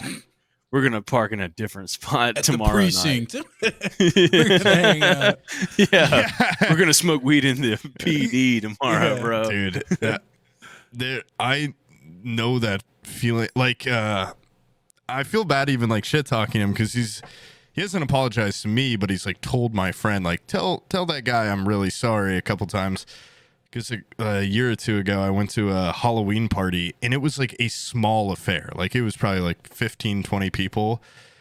And I smoke a decent amount, but I mainly prefer it, like, if I'm going to be in my house, you know, like watching TV. Like, I don't really like smoking and going out in public because I had like an anxiety-induced one time, long story of like I had to teach kids science and I was like blasted. Oh, and I went my into a closet God. and like had a panic attack and I was like freaking out. So then since then I'm like, I'm going to be like more chill. And I was at this Halloween party and it's just like my, like you're Ethan, like my like best friend and his like coworkers. And I came out of the bathroom and the next guy in line was like, "Holy shit, you're Poob. Holy shit." And I was like, "What?" Like, oh, like, hey man. And he's like, "Dude, holy fucking shit. Like, come take a picture in the living room." And he pulled out one of those phones. I'd never seen one where it's like the new Android phone that like folds out. I don't know why, but I was like, what the fuck is That this? really freaked you the fuck out. And he made me take like 3 pictures where I'm just like, like, thanks, man. And then Yeah. like the rest of the night, I just like look over and I'm like just so aware that I don't really even like talking about what I do. Like, I don't, you know, like I like Same to, way. He's I get filming you. You see him yeah, across like I the- don't like He's like, being like, "Bro, Poop's high as Yeah. fuck right now, dude." I don't Instagram like being Live. like He's doing his perceived living room. outside of it. Unless I'm like really drunk, then I'm like, "Hey, what's up, brother? Like, come on, man." But this guy was just like, it was just a mortifying moment. And then the rest, he even said something like kind of creepy where he's like, "I always thought I'd see you in Indianapolis. Like, I never thought I'd see you here." I'm like, "Are you looking for me?" And he's like, "No, not like that. no. Not like that." I'm like, I'm just so high. I'm like, this guy's going to try to kill me. And then the rest of the night, I just like look over and like stare at him. Like, I was probably staring at him more than he looked at me. But I was just like, this has ruined my entire vibe of like fun. And I'm like, by no means, you know, I'm such a small creator. And then for this guy to be like, "You're Poob," and then he asked me like questions about Sam and stuff, and I'm like, "Oh, I don't even Where like does he that live? guy. yeah, Where does he yeah." live? Where does Sam live? It was just such an awkward. I had a guy the first time I ever got recognized. It was a guy at Dick's Sporting Goods, and he was doing the checkout. And he's like, "Holy shit, you're on that podcast, right?" I'm like, "Oh," like at this time I'm like completely sober. And I'm like, "Yeah, like, hey, nice to meet you, man." And then I drove home and I lived like really close to there. So I'm like, I'm just like so jazzed about being recognized because it's such a like validating, you know, for a creator, like, oh my, I'm doing something.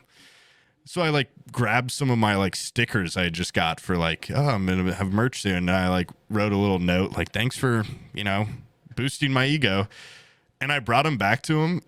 And then he's like, "Dude, like, you should hit my dab pen, like, no balls." And somehow, like I had a reputation amongst my friends as being like the unpeer pressurable friend. Like they could not get me to drink or smoke all throughout high school. And then this guy being like, I'm a Poob fan, smoke this right now here in the middle of a fucking Dick's Sporting Goods in very illegal Indiana. I was like, I don't want this guy to think I'm a pussy, even though I don't even know this guy. So I like ripped it, and I've never driven high. And I like got out to my car and was just like on the verge of tears. Like, I've got to fucking get home now. Just ripped out of my mind. And I was more like, yeah, disappointed in myself for like, why did the guy said no balls, and it was like, I had to do it. Yeah.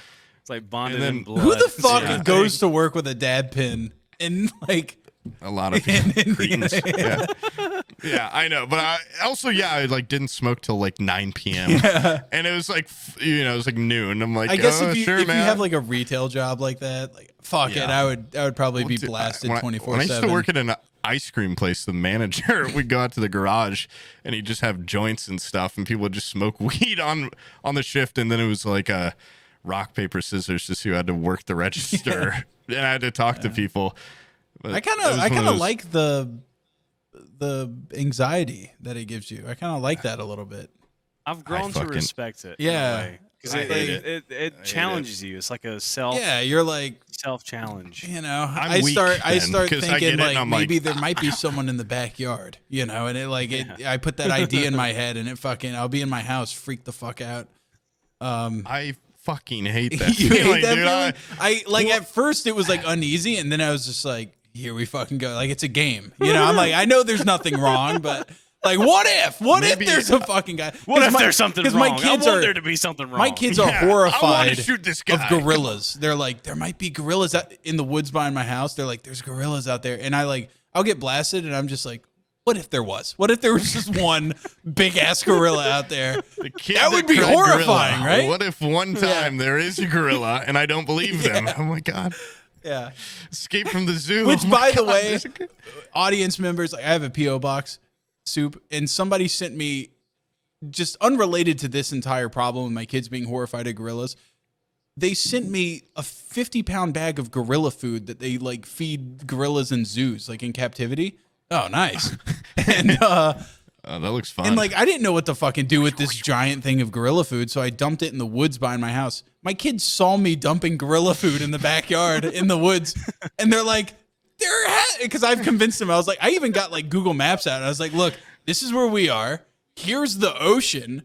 And then this is where gorillas are. Okay, there's no way they can get to us. They're like, then why are you dumping gorilla food in the fucking woods right there? You know? If anything, you're breeding super gators or something. Like you're creating a monster somehow. Yeah. But I kind of like a little bit of the hair raising effects of weed, and like you feel like a deer in the headlights sometimes. My second time ever getting high was the next night with my buddy Ethan. And, after he explained to me, like, this kind of thing never happens. Like, cops just don't fly through the parking lot with their lights and sirens That was a nightmare on. night you had. So I'm on his side so far. There's no way you could have anything worse than that.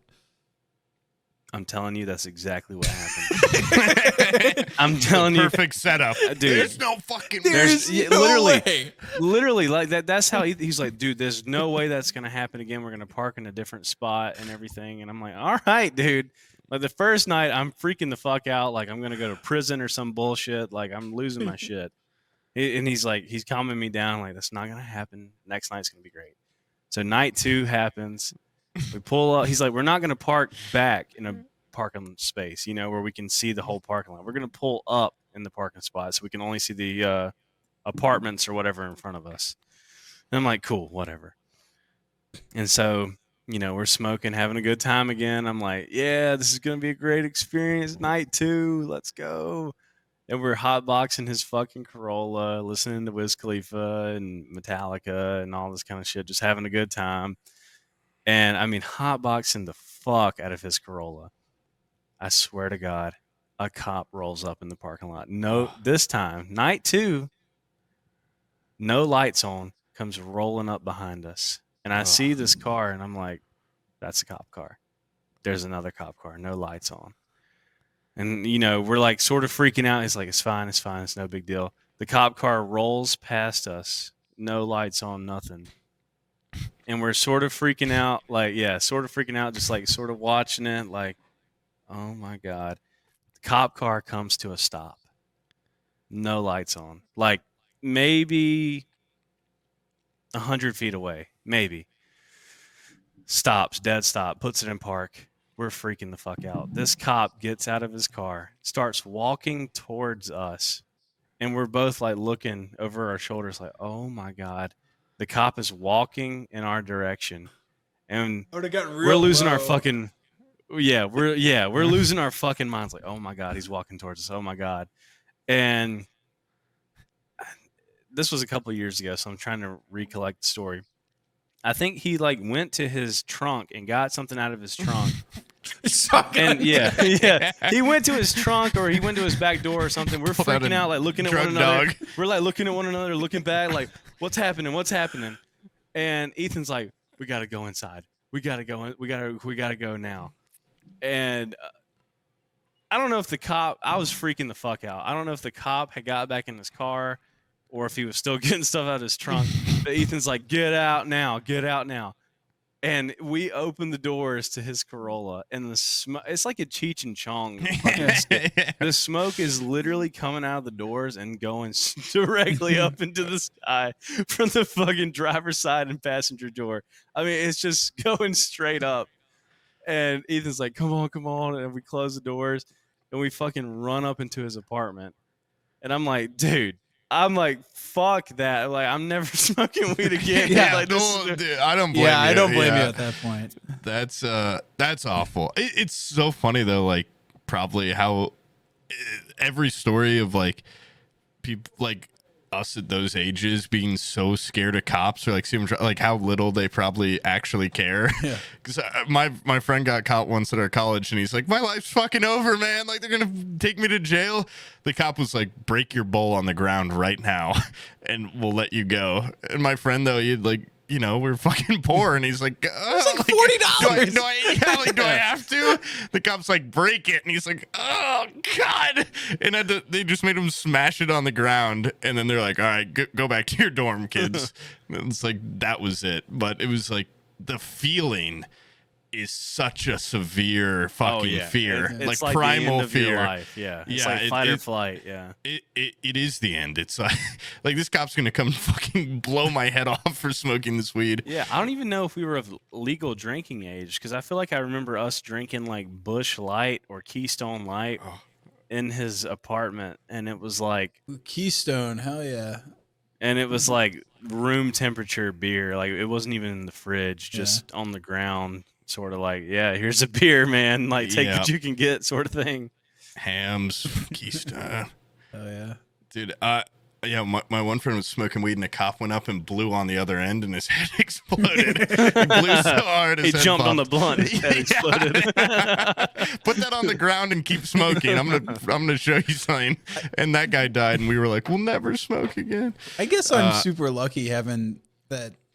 Like I was completely straight edge until 28 or something at 27. I had kids and I was like, okay, I can't do this shit sober. Like my parents and everything were partiers, and then they had kids and they sobered up. I was like, how the fuck can you do parenting with no like release after they go to bed? Taking the edge off. Yeah, how do you take the edge off? This is my equivalent of like having a glass of Merlot after with dinner. To like if only unwind. You had taken up like marathoning or something. Yeah, something else, anything else. But my first experience with it was just like in California, so it's like completely legal there. I didn't have to worry about nothing. It's such a.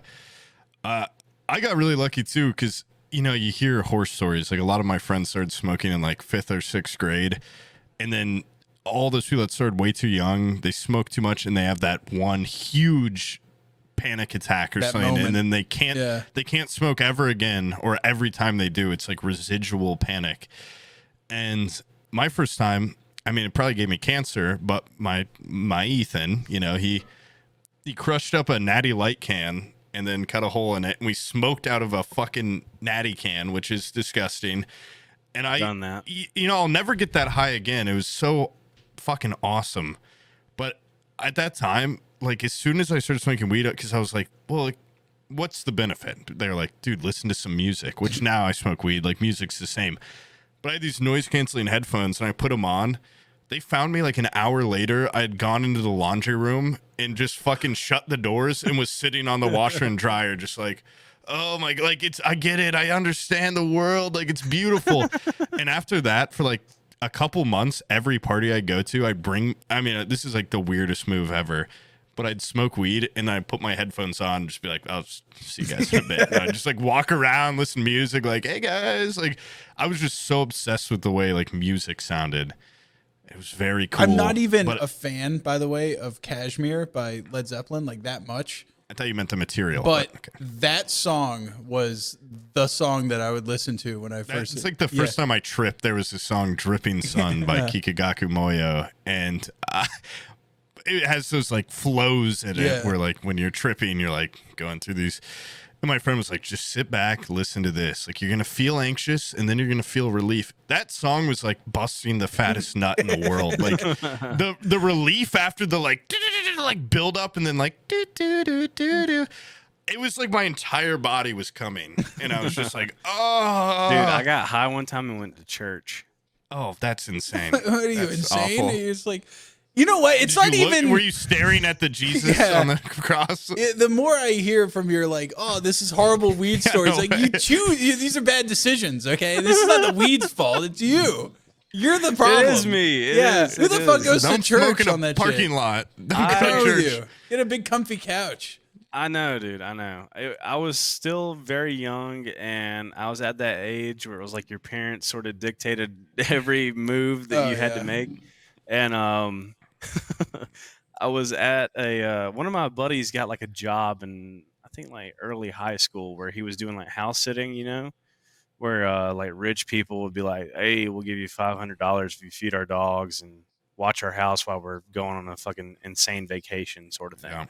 And so whenever he got those jobs, like me and my group of friends were like, fuck yeah, dude, we're going to have a rager, we're going to have a house party or whatever. And he got one of those and we were like, fuck yeah, dude. And we got like we did like a gravity bong sort of thing.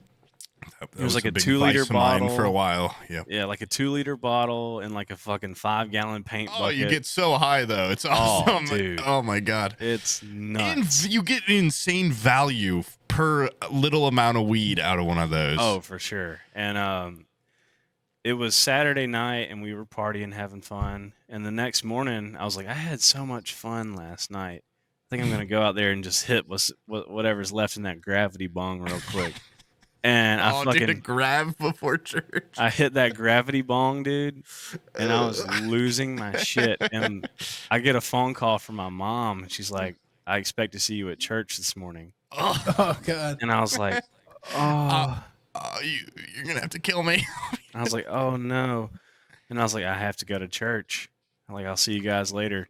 And so I drove to church, and I remember sitting in the small town church, blitz. I mean, just absolutely probably blazed reeking out of my of mind. weed, probably at this point. Probably, yeah. And just did you shower or anything, or did you just go the like grav? A lot of the smoke goes, dissipates down. You probably smelled all right. By the way, I have no idea what the hell a gravity bong is. I'm like looking this up. It's like the scientist way to smoke weed. It's like it's more like the fucking crackhead way of smoking weed. In a way. When you look up gravity bong, there's two different ones. One is you submerge some like 2-liter bottle in a fucking thing and then pull it up.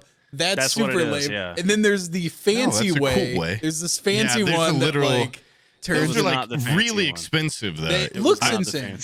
We were so obsessed with grav bongs in college that I remember, but the 2-liter gets so gross like pretty quickly. And we're also like, we didn't know enough, but we're like, this is probably not super healthy.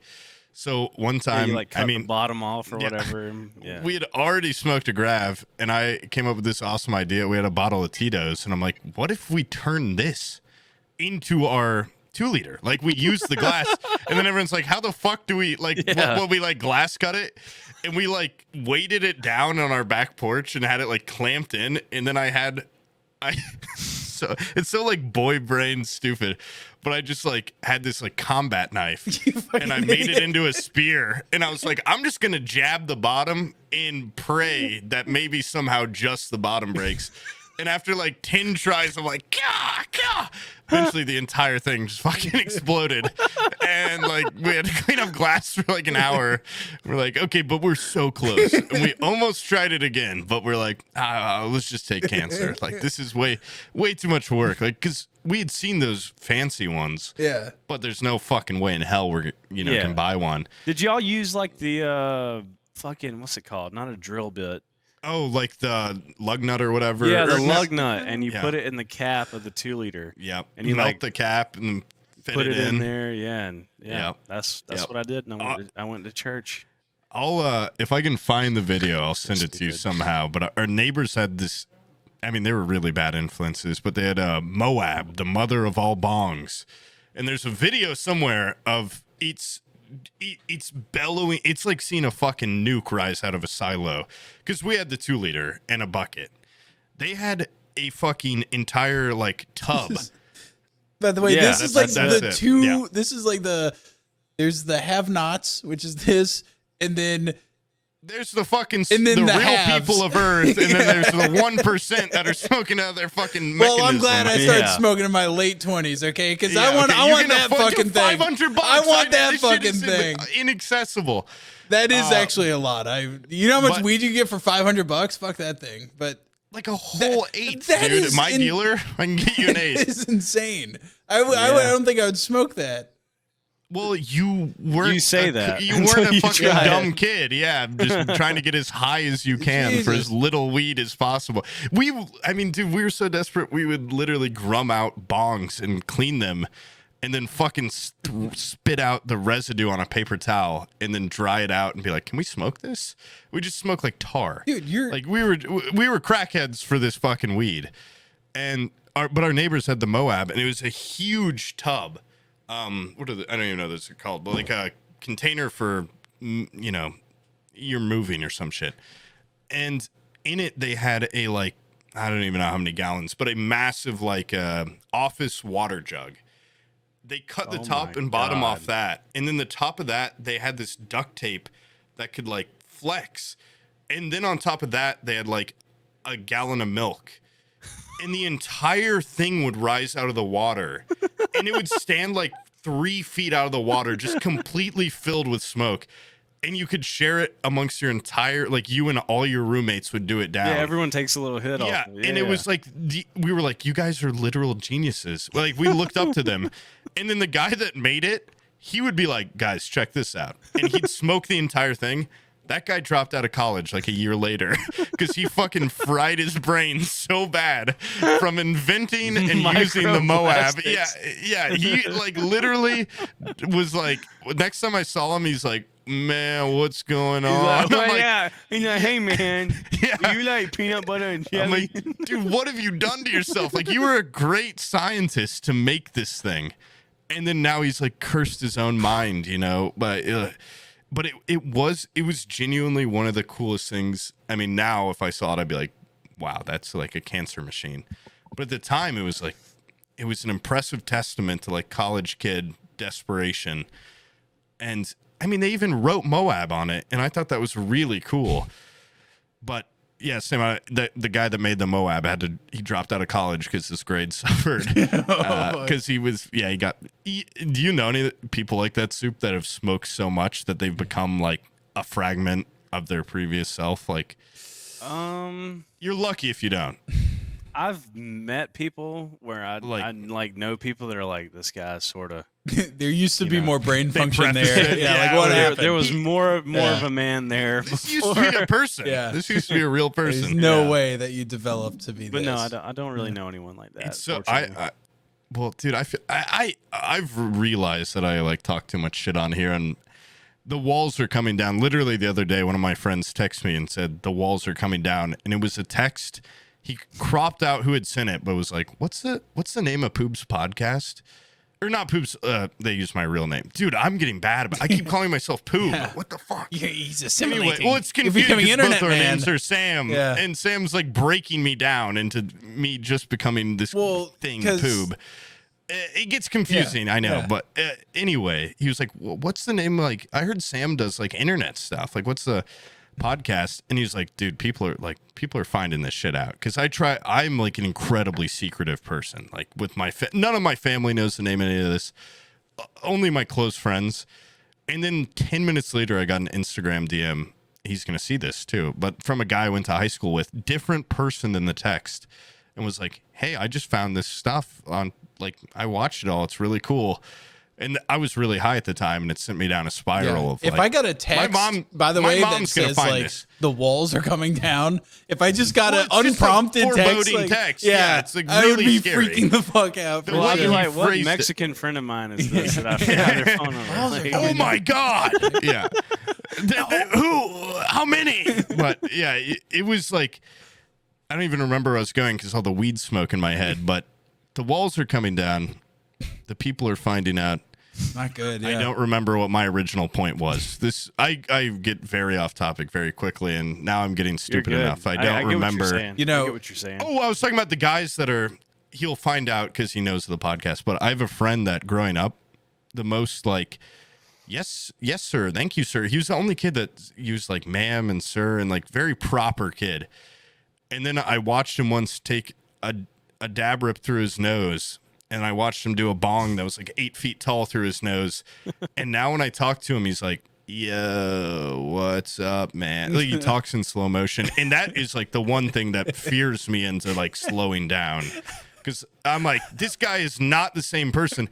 And then one of my other friends is like, this other friend's kind of like a paranoid dude. He's like, "No, man, like he's actually way smarter than he comes. Like he's actually like he's manipulative untapped. and like he's he's like plotting." And I'm like, "Dude, I think he's fried. Like I think he's just fried his receptor. Well, he's still like a person, you know. He's still a functioning person. But the sparkle's gone. When I was a kid, I had found some turtles in the backyard while I was mowing the grass, and made them smoke weed. No, and I saved them.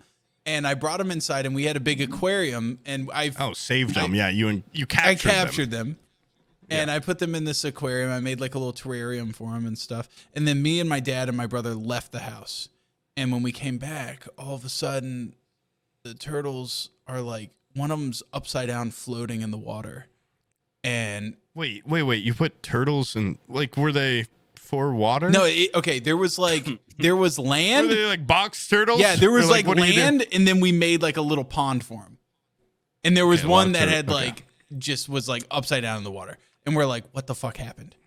Okay, my mom was the only person left in there. We think she tried to fucking drown one in the water because she didn't want the turtles in the house. Okay.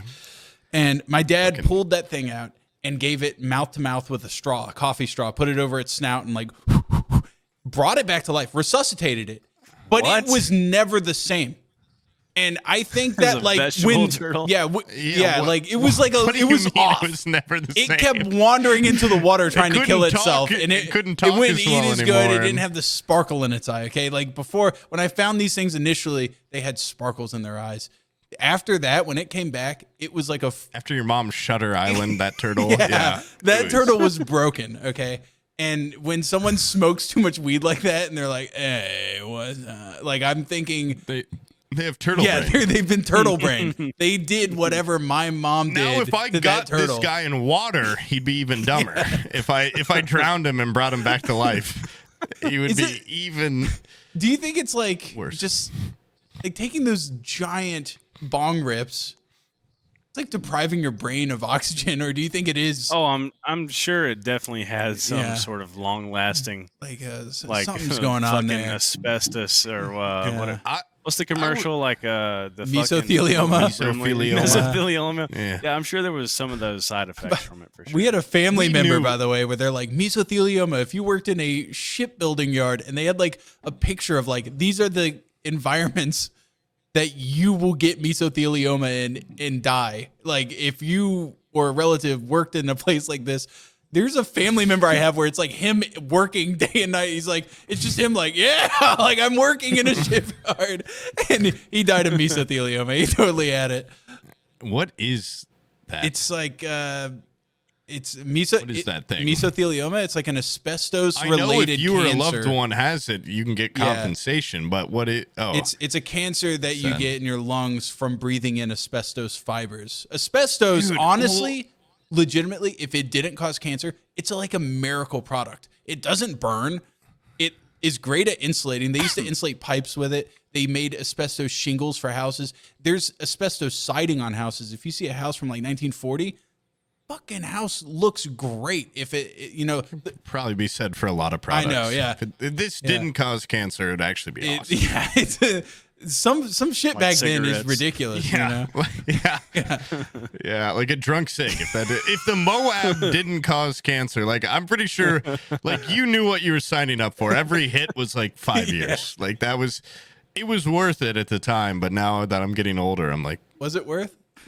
I go up a flight of stairs and I'm like, nah, that wasn't worth it. I don't think that was worth it. But at the top of that flight of stairs, if the Moab was waiting, prepped for you, and he was like, you want to re-up?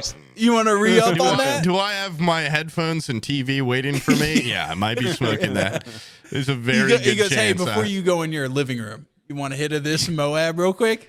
All right. Well, no one man should ever take all the Moab. That will make you drop out. But yeah, just a little. I'd take it just a little Moab. Just like this many inches of Moab. It was pretty good. I'm not like weed's not really my thing. I don't know. What's your big vice? My big vice, I would say, is I'm gonna sound like a fucking hipster. Probably coffee and a good old Zen. Hipster. Well, I have a Zen right now because Sam made me get addicted to them. And coffee, I've been like a fucking I love caffeine coffee, addict since I love kid. Coffee. Black coffee. I forced myself at a young age to enjoy black coffee, which I'm trying to be cool. And now it is cool. It is cool like, when you go to a place and I'll take a black. I forced myself to like black coffee because of Ozzy Osbourne. Because of his commercials, like I'll take a black coffee. That's why I like eating bats. Yeah. It's like I'll take a black coffee, and it's like Ozzy gets his coffee black. Guess what? I'm gonna get coffee black because of fucking Ozzy Osbourne, baby. That's why I saw Ozzy live with Black Sabbath when I was younger, and it was very cool. Well, Harvey Keitel likes his coffee with lots of sugar and lots of milk, and that's how I drink it too. So that's good enough for me. Yeah, Muhammad Ali likes it with 5 sugars. Wait, that's 4. 4 sugars. And that's good enough for me. I'm not turtle brained. Harvey Keitel's cooler than Ozzy. All right, I'll take all my sugar and my milk and my coffee. Now Celsius is like, I mean, I still love coffee, but now this literal week, I've just been, it's streamer season for paying taxes and YouTuber season. It's bad. And I've been just popping a Zen in the morning, drinking a Celsius. I'm good till like 8 p.m. But then 8 p.m. comes around. I think I'm dying. I went to the dentist today, and my stomach is never I don't know when my stomach's like rumbled this hard. But I've so I've been to this hygienist before. Last time I talked about going to the dentist, I was like on the podcast. I'm like, well, the entire time I was literally on the verge of shitting my pants, and I didn't know if I had or not. When I stood up, I was so scared that because I farted at one point and it felt wet. And I was like, did I shit my jeans in a fucking... You're trapped. And I'm looking at her face, seeing if she's like, ugh. This time I go in, I'm like, I'm not going to shit my pants, Like, that's the old me. Same girl. Say that to her. Yeah. Hey, last time I didn't shit my pants. This time I'm not going to either. And she was like, last time she's like, well, you're really tall. I'm not. But she said it. And then this time she's like, you smell really good. What's that cologne? That's woman speak for I want to bounce on it. It's get her number? But no. But also when I walked in, allergies. You're like, lady, I shit myself last time I was here. Lady, I'm not gonna lie, I just shit myself again. My allergies were flaring up so bad because I drove there with the windows down. I'm like, oh, it's beautiful now. Forgot allergies hit me so hard. I walked in there I looked like I had smoked crystal meth or something. Like my eyes are bloodshot and a little gooey. I'm just slow dripping snot. I'm sneezing constantly. And I walk in there. I'm like, hey, what's going on? How's it going?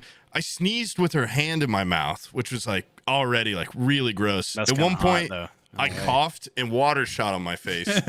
Every time she put I had to get x-rays. I have like a really, weak gag reflex, unfortunately. And every time she'd take it out of my mouth, I'd be like I couldn't help it. Like if it touches anywhere near the back of my tongue, I'm like, and like I was just thinking about like, how do I kill myself in this fucking place? Like, what drugs do I ask for to kill myself? Because I'm like a disgusting mess that smells good, apparently. But like I'm gagging, and she can probably see the snot like rolling because they're in your mouth. Like see it rolling down my throat into my belly, and it was just fucking disgusting. And well, that's how you know she's not the one. Because if she was the one, she would have taken a little suction thing and cleaned that out for you. Yeah. And let me go. Well, then I'd be like, like if she went way back there, I would fucking explode. Oh, if you had a postnasal drip and they did the vacuum in the back of your throat. Oh my God. Jesus Christ. Yeah. And like I could just see her like stop talking at a point because like also I hate my it when they gums talk are to you. apparently. It's like fuck off. Well, like dude, you yeah, have they're talking to me. your hands in How my am I mouth. supposed to reply? How do I reply? And like I'm a bleeder, I guess, not on my fingers, but in my gums. And like at the end of it, like I know what I look like. I'm just like a bloody fucking mouth, snotty mess. It was grotesque. And when I left, she didn't even look at me. She was just disgusted. She was disturbed. Also, apparently, dude, I think I have the worst fucking dentist ever because they're like, you should get your wisdom teeth taken out. They told me that a year ago, and I did. And they didn't even realize my wisdom teeth were out. And they're like, oh, they never sent us the stuff that you got your wisdom teeth out. What the fuck? Like, is that not like their whole point? Like, I think they took them out. They didn't even know that. There's something bad happening in my mouth. There's something brewing. I'm gonna have to start flossing, I guess. But I hate flossing. It's so dude, here's a disturbing thing. Oh, years? Oh my God. Years. Dude, I only floss when they make. I even told her before she started. She's like, "Are you ready?" I'm like, "This is the part where my gums bleed a lot because I don't floss." And she's like, "Well, you need to floss and brush the teeth you want to keep." I'm like, "Wow, what a nice little motto," but it's not that eeasy. I don't believe bitch. it. I don't believe in flossing. I'm gonna be honest. The only flossing I do is the dance. Okay, come on. Yeah. Only gritty bitch. And then I keep that's the a dance good in front point. of her, Like, and that's when she actually lost they interest. say like bacteria between your teeth, it can seep into your gums, and if you have a heart condition or something like that, it can actually fuck up your heart. It's scary. It's scary. But what Soup says, if you never floss, then you, I'm sure, get like a dam of plaque or something that calcifies, and then it looks like you have a mouth guard where you just got like one tooth of And now I'll calcified believe stone. that. I'll believe you more than my dentist. Okay. So there's no half measures. Okay, you either floss every fucking day, or you join the Soup side where you don't floss ever, and you get one tooth that goes across the just one big tooth. That's what I'm going for. Yeah. Actually. Dude, top and bottom tooth. My dental stories are long and horrific. I have a long dental history. I had braces as a kid. My teeth were so fucking gross. Dude, my teeth were so fucked as a kid. My two front teeth, like when my adult teeth came in, they grew like this. Like, that's the worst way to grow them. Yeah. Yeah, they grew apart. Well, your teeth look beautiful. Yeah, they now. look They good did a now. Great job. Well, they look all right now. There's still I'm the same way. My bottom teeth are all kind of shifted, and my top teeth. Did you like not use your retainer? No, dude. The hell that I went through to get to the retainer stage, I was like, I'm done. Like once everything was out and they're like, once you're they good, uncage you, it's game over. Yeah. I was like, I'm done. Because I started on my dental journey with the fucking expander, I believe it was, because my teeth were too close in to one another, where I had to have the up top the expander thing. Yeah. And it was the expander where they had to stick a key in the roof of your mouth and push it back. Yeah. They had to turn it back like that. And the first time that I had that put in, the nurse or whatever, the assistant or whatever, I was so young, I don't fucking mouth nurse. Yeah. Mouth nurse, whatever their term is. I remember she had the mask on, way before COVID, all that kind of shit, like the light Get that above shit me. off. Yeah, way before COVID, had the light on me and everything, and I'm laying back in the fucking seat looking up at them, and they're like putting this shit in or whatever, looking at me with their mask on and everything. And she goes in with this key, and she's like, all right, I'm going to put the key in and turn it back a little bit. And you're supposed to put a wristband on for the key because it's a little piece of metal that is the key that turns the expander. And she like went in there, and she was like, I could tell she was kind of struggling, like looking down at me, like doing this or whatever. And then I hear a ping, and she doesn't have the wristband on. She's like struggling to fucking, and she goes ping, and I see her eyes fucking get this wide with the mask on, and then my eyes get wide, and I'm like, she just dropped a fucking piece of metal down my throat. Yeah. And I'm like trying not to breathe because I'm like, if I breathe, I'm gonna start choking. And then she's like looking around, and she's like, oh, thank God. And then picks up the piece of metal and then goes back in. Oh. So I'm losing. I'm like a little kid at the time. Second time's the charm. Yeah, and goes back in, and I'm kind of freaking the fuck out a little bit. And she does it, sets it back down, everything's fine. And had the expander for a year. I lost a lot of weight because it was hard to eat food. It was miserable. You can't eat peanut butter sandwiches and stuff with braces, dude. You get it all caught up in there, yeah. Well, dude, every time they tighten them or do anything, your teeth are fucking like hurt. Sore. Yeah. And so I remember being in elementary school, and we had popcorn chicken for lunch, and I was eating the popcorn chicken, and no bites. Yeah, and it got caught around my expander and was hanging down my throat. And I was choking. I was like, choking at the table. And everyone's looking at me. The assistant teacher is like looking at me like all freaked out. And I'm like sitting there choking like I need someone to fucking help me.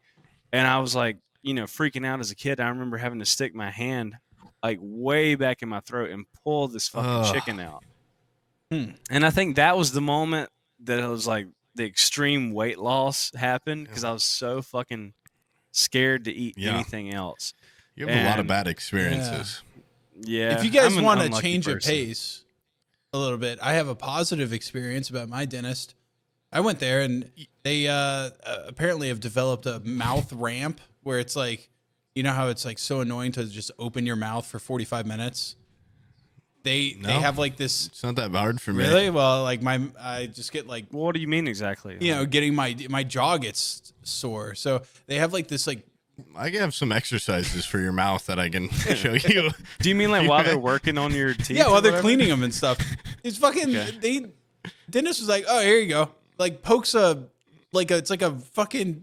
Like a tire chalk, to stop a tire, Like you just poke this thing in the back of my mouth, holds my mouth open for me. Oh, I'd be gagging like crazy. And I literally just fell asleep because they gave me the sunglasses. They're like, do you want the sunglasses so the light's not in your eyes? I was like, sure. And then they chalked me. I was like, oh, this is game over. Like, I don't have to hold open my mouth. I just fell asleep in the chair while they were working on me. I don't really have a gag reflex, though, ladies. And you're like a Wall-E person, dude. Oh, my God. Dude. my dental experience is great. So bad, bro. So after the expander, I go back to the dentist and everything, and they're like, that didn't do enough. So you're going to need to do it for another year. So I had to have the expander for another year, which sucked. I lost a lot more weight. And then finally, when I was able to have braces, there was, I don't know if it was before this is before braces? I didn't know your story went on. I was like, damn, dude, that was horrific. And then you're like, I had to have the expander. Before braces. I had my fucking teeth had to be expanded outwards. Okay. And so I had to have surgery. And I think that's why this tooth is fucked up. Because they had to pull like these two teeth out prematurely to get the braces ready or whatever. And I had to have the braces with the fucking... I had surgery for that. The wire that went outside your head.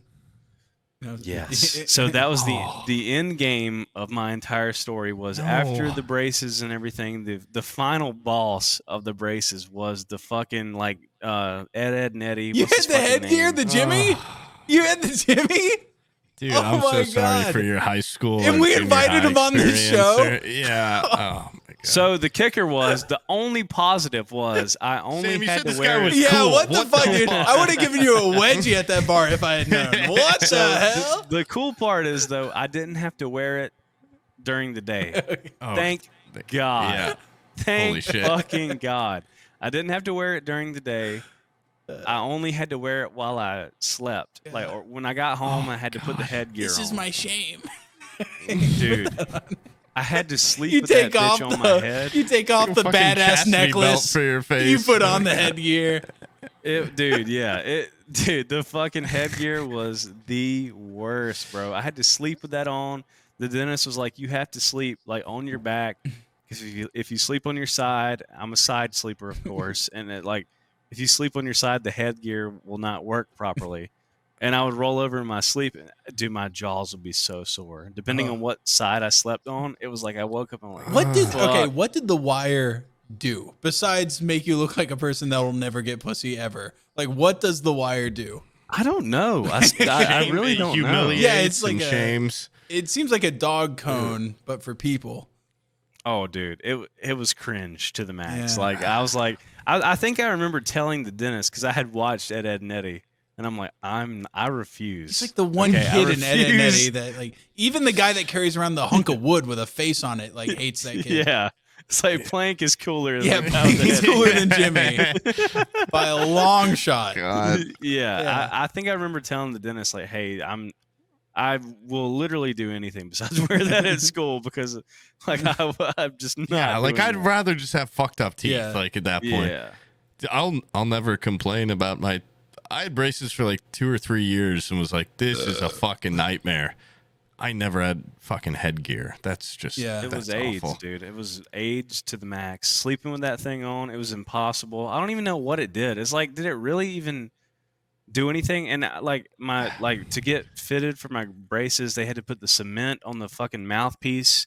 Oh up yeah. And they were like, don't eat before you do it. And I ate, and I had grits for breakfast, and I fucking spewed grits over the top of the mouthpiece. My whole dental experience was horrible and, traumatizing to a degree. And so when I finally, everything was off, and, they took the before and after photo, I was like, yeah, great. And they're like, here's your retainer.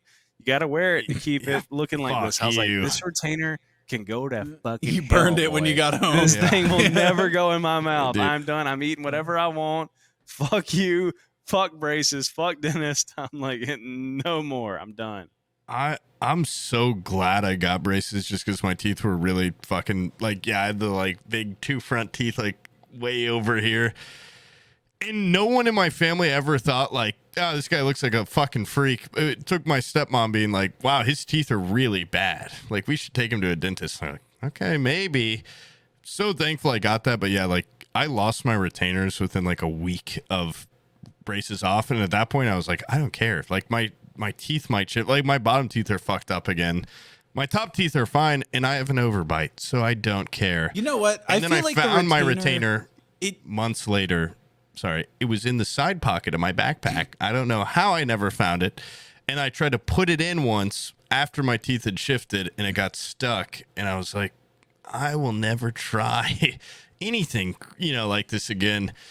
I did also have the classic, like, threw away my retainer in the lunch. Fucking, I had to search for the trash can once, and that was really humiliating. And at that point, too, it's like, I don't know if it's worth it. Yeah. Because, like, how fucked up can they get now? Like, did they not do their job? Or I was about to say, like, the retainer's kind of, I mean, yeah. Like, are my teeth really going to go? They could never They go that shift fucked up again. for sure. Like, my retainer wouldn't fit now, but they don't go back to what they were before braces. No, like my shift a little bottom bit, teeth have, but- but there's no room for my top teeth to ever go Yeah. back to what they were. They Like, did- where would they go? They'll move like 10%, but they act like, oh, there's going to be this great shifting of tectonic plates in your mouth, and they're going to go back to where they were. Nah, there's no way. I'm a little worried now because Well, I'll say my teeth were definitely like, they were more straight than they are now. Like this one has sort of dipped back, and obviously the one on the bottom has fucking went way back. But like, But you look I- human. yeah, I was like, at that point in my life, even as a kid, I knew within myself there is nothing. There, like, I don't care how I look to someone else with my smile. The pain that I went through with my braces will not be worth somebody being like, "Oh, that guy has a good smile." Yeah. Like I don't, Yeah. I did not care. nothing. It was miserable. I lost, dude. I probably lost like 60 pounds because I was so scared to eat food. Jesus. Well, that It could was be bad. a blessing, but also a curse. Yeah. I mean, it was really bad. Because You I weighed had that 40 choke. pounds. I had that choke scare. I mean, I lost so much Yeah. weight. I mean, over the span of 2 years of wearing it, like Yeah. I had lost. I think I lost like 30 pounds the first year, and then like Jesus Christ. gained it back because I worked up the courage to eat food again, and then like To another survive. another like 30 pounds. Then the next year I had to wear it. I lost a lot of weight, and I was like mortified of anything in my mouth. Not fun. And I was like, my teeth are good enough. I'll make it. And now my thumbnails are a meme because I always fuck my teeth up in them. So it works out in a good way. You should put some headgear on your thumbnails. Honestly, yeah. I have to piss so insanely bad. I'm assuming this will, you guys just keep talking or whatever. By the way, I just realized that I walked into a bathroom, came back here. You walked upstairs, bathroom. You just walked outside, got a breath of fresh air, and then came back. That seems so nice. My back porch poop? I've realized that, I can just stand there and put my elbows on the railing, and my dick can go in between the slats and the railing. Sometimes I go out there and piss. Dude, those slats are like less than a centimeter wide. I sure, felt dude? like I left myself open there. I was like, fuck! Yeah. Shipping. I got you. Fuck. Anyways, yeah, it's so nice to just sit there and survey my gorilla domain where I'm like, I know they're out there in the woods looking back at me, and I'm pissing in their territory. It's a feeling of power. But. I have like 15 feet of yard, but I don't know if I can ever go. It's going to be really hard to go back to ever after here living in like an apartment without a yard or something. Yeah. Having a fenced-in yard is so fucking, like, my dog just has a doggy door. Yeah. Goes out there anytime. Oh my God. Yeah, property's nice. It's freedom. It is. I love having property. I've heard it's a good love investment. The privacy, I don't know. I just like, there's if you been kill times where someone, you have a place to dispose of it. Private, yeah. Oh, dude, like if where I killed someone, no one would ever know. people in apartments, what do? They have to resort to dumpsters and they check They have those to flush every them week. down the I toilet. think that's what they do. Yeah. Chop them up into turd-sized bits and flush them. Yeah. Yeah, you're fucked if you're in an apartment. Yeah. See, here, I just kill someone and I plant like an endangered tree over them. Yeah. Oh, So that that's way you smart. can't fucking. And then dig I 'em plant up. a dead dog 10 feet below that. That way when the search dogs dig it up, they go, oh, he was just looking for a dog. That's right, yeah. Yeah. And then 10 feet below that, I put another dead dog, and so on and so forth till the body's in the core. 50 feet of dead dogs. Yeah.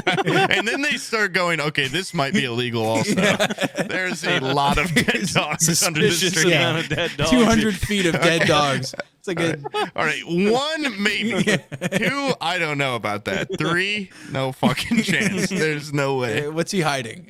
Yeah. How deep do these dead dogs go? How deep can you dig? I guess it depends completely on what's below you. But No, they did like a boring to the middle of the earth. They tried, and then it got to a yeah, point. sounds boring. They got to a point where the diamond bits weren't able to. Oh. So it was like a couple miles in, and the diamond I think bits. if you would, buried like, a dead degrade. body half a mile down, you'd be pretty good. Yeah. Well, 6 feet under is where they search, so at least 8, and you'd probably be. I think you'd be pretty. I feel like most people, when they dispose of bodies, they try to like cover them up. Actually, digging them. Would you bury a dead body horizontal or vertical? I think you'd go a lot deeper vertical, and then just kind of. Okay, so digging. I feel like if I would do multiple different spots, I wouldn't put it all on one spot. Smart. If I was a killer. Well, that's Yeah, well. Then they're gonna if find I a was. piece. No, I would keep them. If anything, I would put them in a trash compactor and try to get them smaller. First, I would dehydrate the body, and then I would jerky it in the dehydrator, and then I would smush it up so it was like. and then poop in a bag. Yeah, bury in the there. bag. until it was like like a fucking gallon Ziploc bag. Make Because my wife eat it. then I could Yeah. just get post hole diggers and dig straight down like 8 feet and put it there. But if you chop it up, then what? There's 5 different possibilities that they could find the body in different. It's like a Horcrux or Yeah. something. You just, Yeah, but if they find one fingertip, they can start identifying. I don't know. as long as they don't have teeth or fingers, probably fine. That's true. I don't know if toes have like fingerprints. You know what? toe prints. Thinking about that whole like apartment thing, like where would you bury it? That's what got Dahmer caught. He was trying to do all that shit in his apartment. If that guy had like a ranch, like a little farm, it would have been much different. Much different. Yeah, poor guy. Just had a Poor little bit guy. of property. He just thought Poor guy. property is where the If investment's he at. just had a ranch, he could have gotten away with He it. could have. Yeah. Yeah. Yeah. If Viper had a ranch, Only had 12 Yeah. garages. Viper didn't give his garage lady a fucking phone. 12-car garage. Just put her way on the other end of it. Yeah, they'll never find it. Yeah. I think it said like she called. I think she literally got If a he phone. didn't have a phone in the garage. He would have He's have like a house phone in the garage. She's like, I tried to leave and he said no, and now it's Can been like somebody 2 years. pick me up? Yeah. His Like, music's damn it, I starting to shouldn't have put the suck. landline in the fucking garage. Jesus. Yeah. Anyways, thank you for coming on, Mr. Soup. No, You want to you end want it to there? do well, I don't know. You were so abrupt always, but Yeah. it is 3.5 hours. It's quite Yeah, long. it's quite but long. You can do a little more ceremonious ending than that. Well, that's why I was starting with Soup. Thank you for coming on. It was great having you. It is a great pleasure. Yeah. Great honor. Truly. And we'll see you in San Diego. You gonna be at TwitchCon? Maybe. I don't know. All those Come on. trips for me are all last minute. I What don't the know. hell? That's the cool one. If That's you're where all there- the cool kids go. Is to Yeah, TwitchCon. we won't do anything weird to you if you show up or Yeah. anything. We'll just get a beer Little or something. fentanyl on a cloth. or something, finger up I've got butt. this Xanax I've been holding for something special And for there's years. a cool apartment building that we can go hotbox in. Yeah. Yeah. cool garage in there. Yeah. I already got an Airbnb. It's got like a 2-car garage. It's pretty cool.